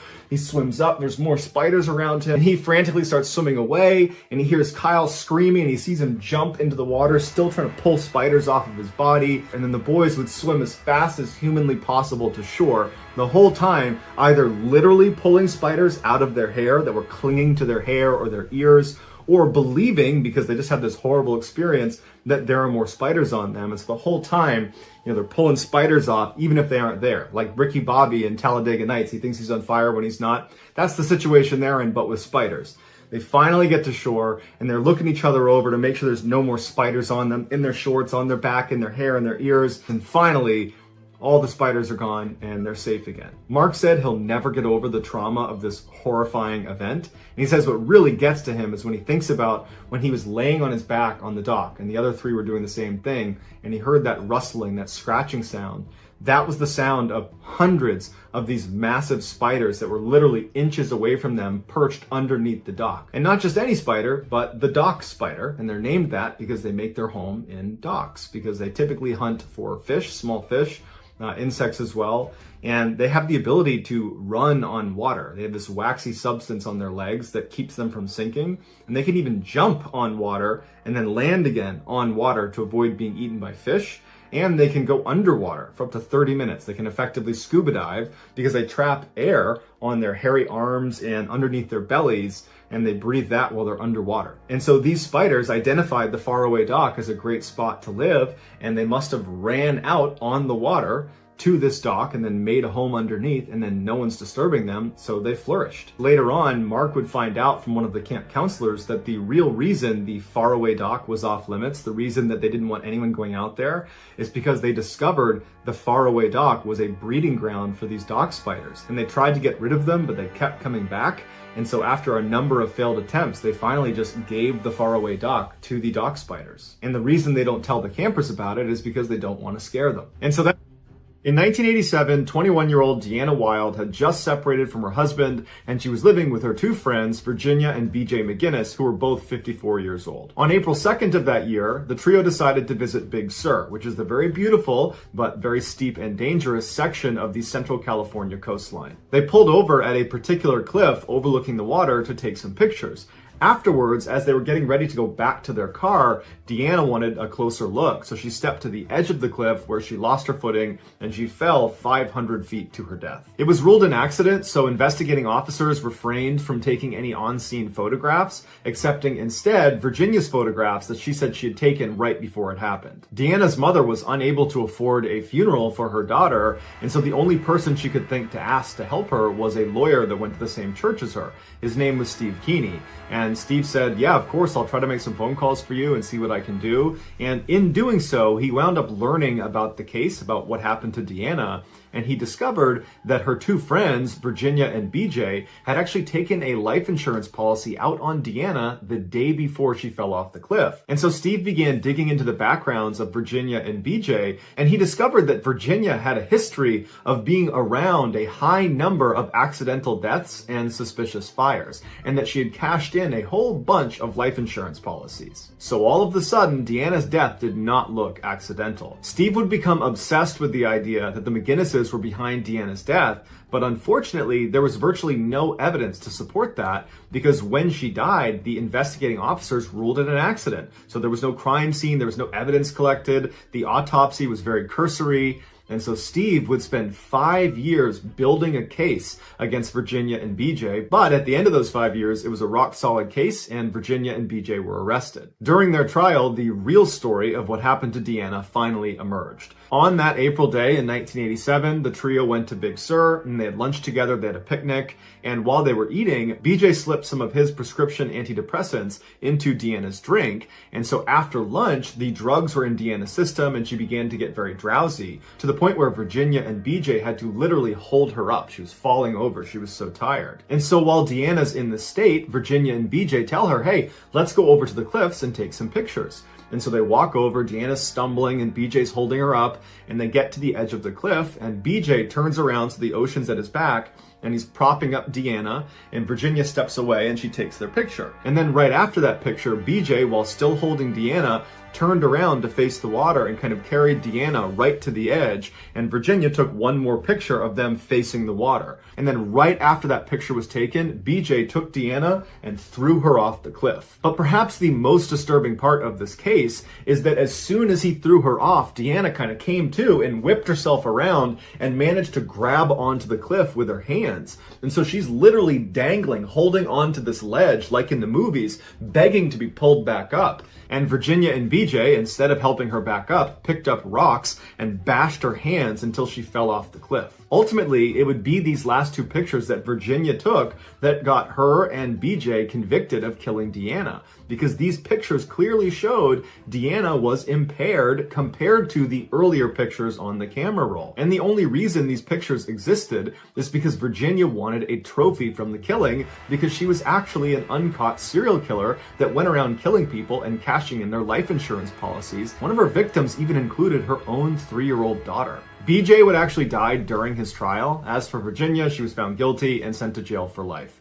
Here are the final two pictures that Virginia took of Deanna.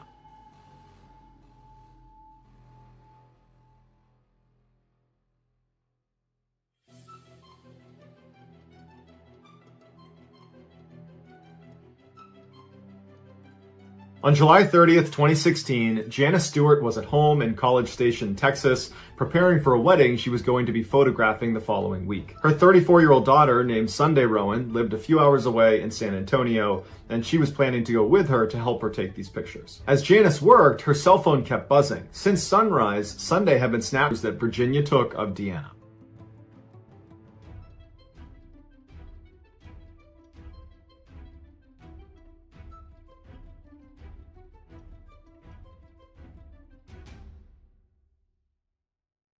On July 30th, 2016, Janice Stewart was at home in College Station, Texas, preparing for a wedding she was going to be photographing the following week. Her 34-year-old daughter, named Sunday Rowan, lived a few hours away in San Antonio, and she was planning to go with her to help her take these pictures. As Janice worked, her cell phone kept buzzing. Since sunrise, Sunday had been Snapchatting her photos of her and her husband Matt, who was also 34, as they got ready for their hot air balloon ride that day. 18 months earlier, Sunday had bought Matt the tickets as a birthday gift, but the trip kept getting delayed because of bad weather. But on this July morning, the weather had cleared up and the trip was finally happening. Sunday and Matt often sought adventure to balance the demands of their jobs. Matt was the chief of clinical trials at the Brooke Army Medical Center in San Antonio and was a rising star in the field of burn research. Sunday worked at Crazy 8, which was a kids' clothing store, and she was devoted to her young son from a previous relationship. At 6:58 that morning, Janice received an image of the balloon's ground crew prepping the wicker basket that would hold her daughter, her son-in-law, and the rest of the other passengers. Around 7:30, Janice received another image. This one was a selfie of Sunday and Matt posing inside of the wicker basket. They were up in the air. There's a beautiful field below them. They're smiling and they're hugging. After that, the messages stopped. 10 minutes later, at 7:40, 85-year-old Buddy Miller was making breakfast in his ranch when he heard two loud explosions. The first one actually rattled his house. When he looked out the window, he saw this massive plume of black smoke on another rancher's land off in the distance. Alarmed, he jumped in his pickup truck and raced past his cows to the blaze a half-mile away. Commotion like this rarely occurred in Maxwell, Texas, a quiet, rural community about 40 miles south of Austin. At her home just up the road was 66-year-old Margaret Wiley, who heard the explosions too. She said the first one reminded her of the sound her 20-gauge shotgun made. When she stepped onto the porch, she heard the second explosion, and she said it sounded like a loud pop, followed by a whooshing sound, like the sound a gas stove makes when it ignites. When she looked out towards where the sounds had come from, she saw this massive fireball explode in the distance, and she immediately called 911. When Buddy and the other first responders arrived at the scene, they saw this huge fire at the base of a power line tower, and at first they couldn't figure out what was actually burning. They heard the sound of hissing propane tanks and thought maybe it was a tractor or a baler that had caught on fire.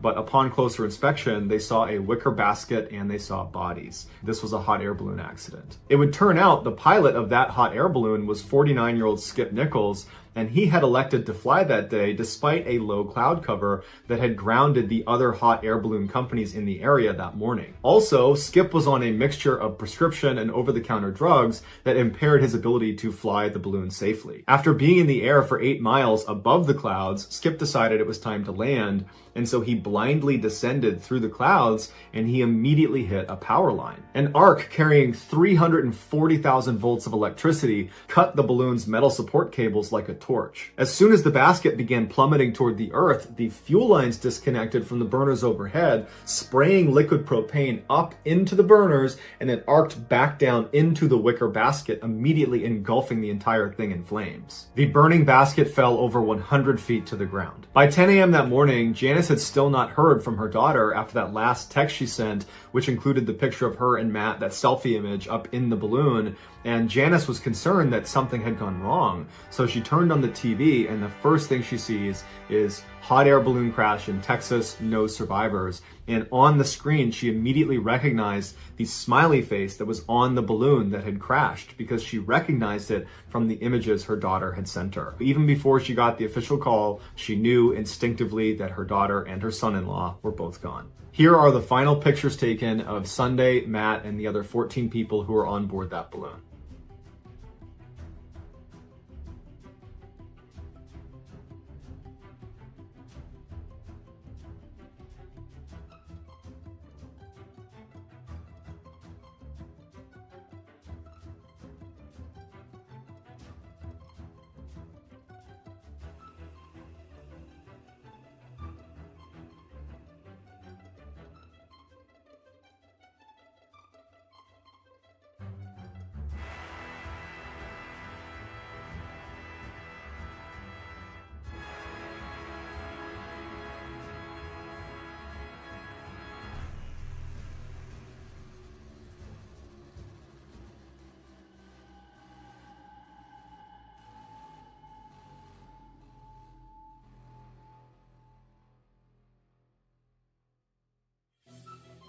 On September 25th, 1978, a Pacific Southwest Airlines Boeing 727 jet airliner entered San Diego airspace. Like all PSA aircraft, Flight 182 had a whimsical black button nose and smiley face painted underneath the cockpit. These so-called grinning birds were synonymous with the company's self-promoting ad campaign about them being the world's friendliest airline. But the airline was often criticized for being too friendly with their super low airfares, their kind of comic banter that the captains would employ through the intercom to passengers, and their female flight attendants who wore miniskirts and were instructed to make nice with the male passengers. Because the weather was clear, air traffic control directed Captain McFerrin and First Officer Fox to switch from instrument flight rules to visual flight rules procedures and to begin their final descent. Visual flight rules refers to pilots using their eyes to guide the plane. It's done when they're flying low, the weather's clear, and they can see the ground. At 8:59 a.m. that morning, as PSA Flight 182 descended down to 4,000 feet, air traffic control advised them of a Cessna, which is a small plane, that was ascending in their direction. Fox responded that they saw the Cessna, and so air traffic control came back and said to maintain visual separation. Maintain visual separation meant that despite ground radar-based controllers who could provide vertical and lateral separation criteria, the burden for maintaining separation fell solely on Captain McFerrin and his crew. In layman's terms, air traffic control was telling them, don't lose sight of the Cessna. Inside the Cessna was a flight instructor named Martin Casey and his student, who was a United States Marine named David Boswell. As this little plane ascended, air traffic control informed them that PSA 182, who was right in front of them and slightly above them, they were on their descent. However, they had the Cessna in sight. As a result, the men inside of the Cessna did not take it upon themselves to actively begin looking for this jet. They assumed the pilots of PSA 182, who had them in sight, would avoid them. Back in PSA 182, on their descent, however, they had the Cessna in sight. As a result, the men inside of the Cessna did not take it upon themselves to actively begin looking for this jet.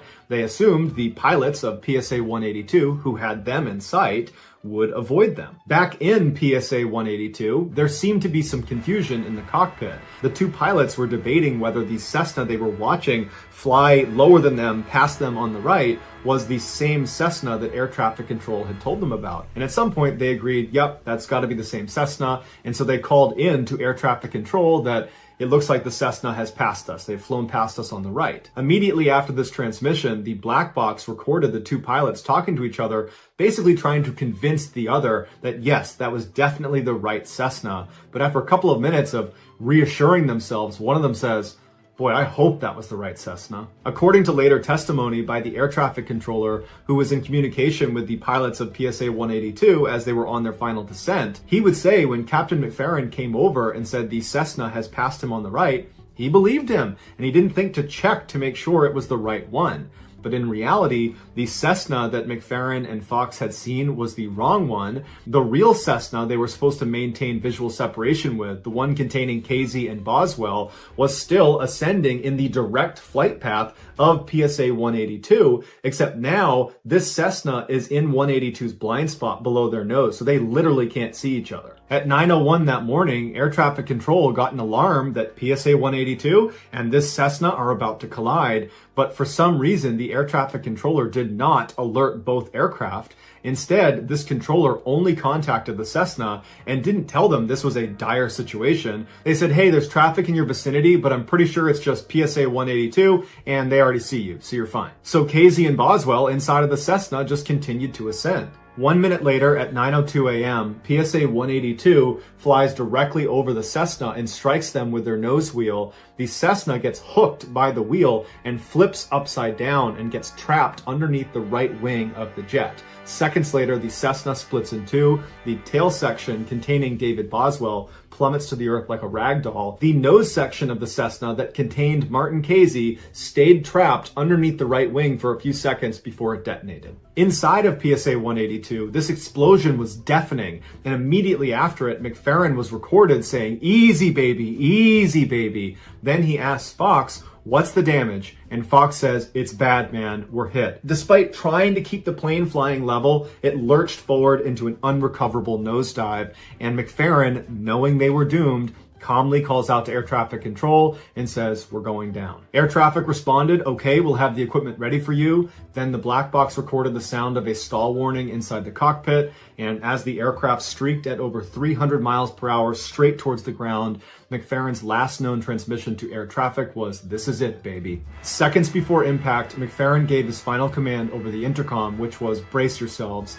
And then right before the black box cut out, someone in the cabin yelled, "I love you, Mom." At 9:03 a.m., PSA 182 slammed nose first into the ground just outside of downtown San Diego in an area called North Park. The resulting explosion of thousands of gallons of jet fuel sent a shockwave that was registered 2 miles away. Almost immediately, firefighters were rushing towards the rising mushroom cloud of black, oily smoke, and many of the first responders that arrived at the crash site in those first few hours were deeply disturbed at what they saw. The bodies that had not been destroyed in the explosion had gotten trapped up in the trees. All told, 144 people were killed in this accident. 135 were from PSA 182, 2 were from the Cessna, and 7 were just unlucky people that were standing on the ground in North Park. Following a 1-year investigation into the mid-air collision, it was determined that the flight crew of PSA 182 was found to be primarily responsible because there was that moment that was picked up in the black box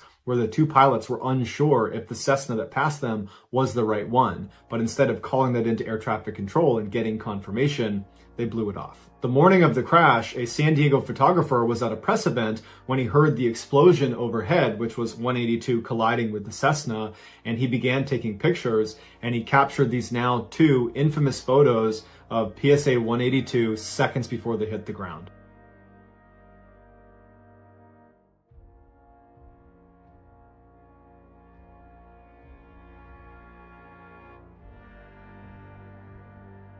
So that's going to do it, guys. If you found the secret in today's episode, let us know in the comments what it is and where you found it. So give us the timestamp.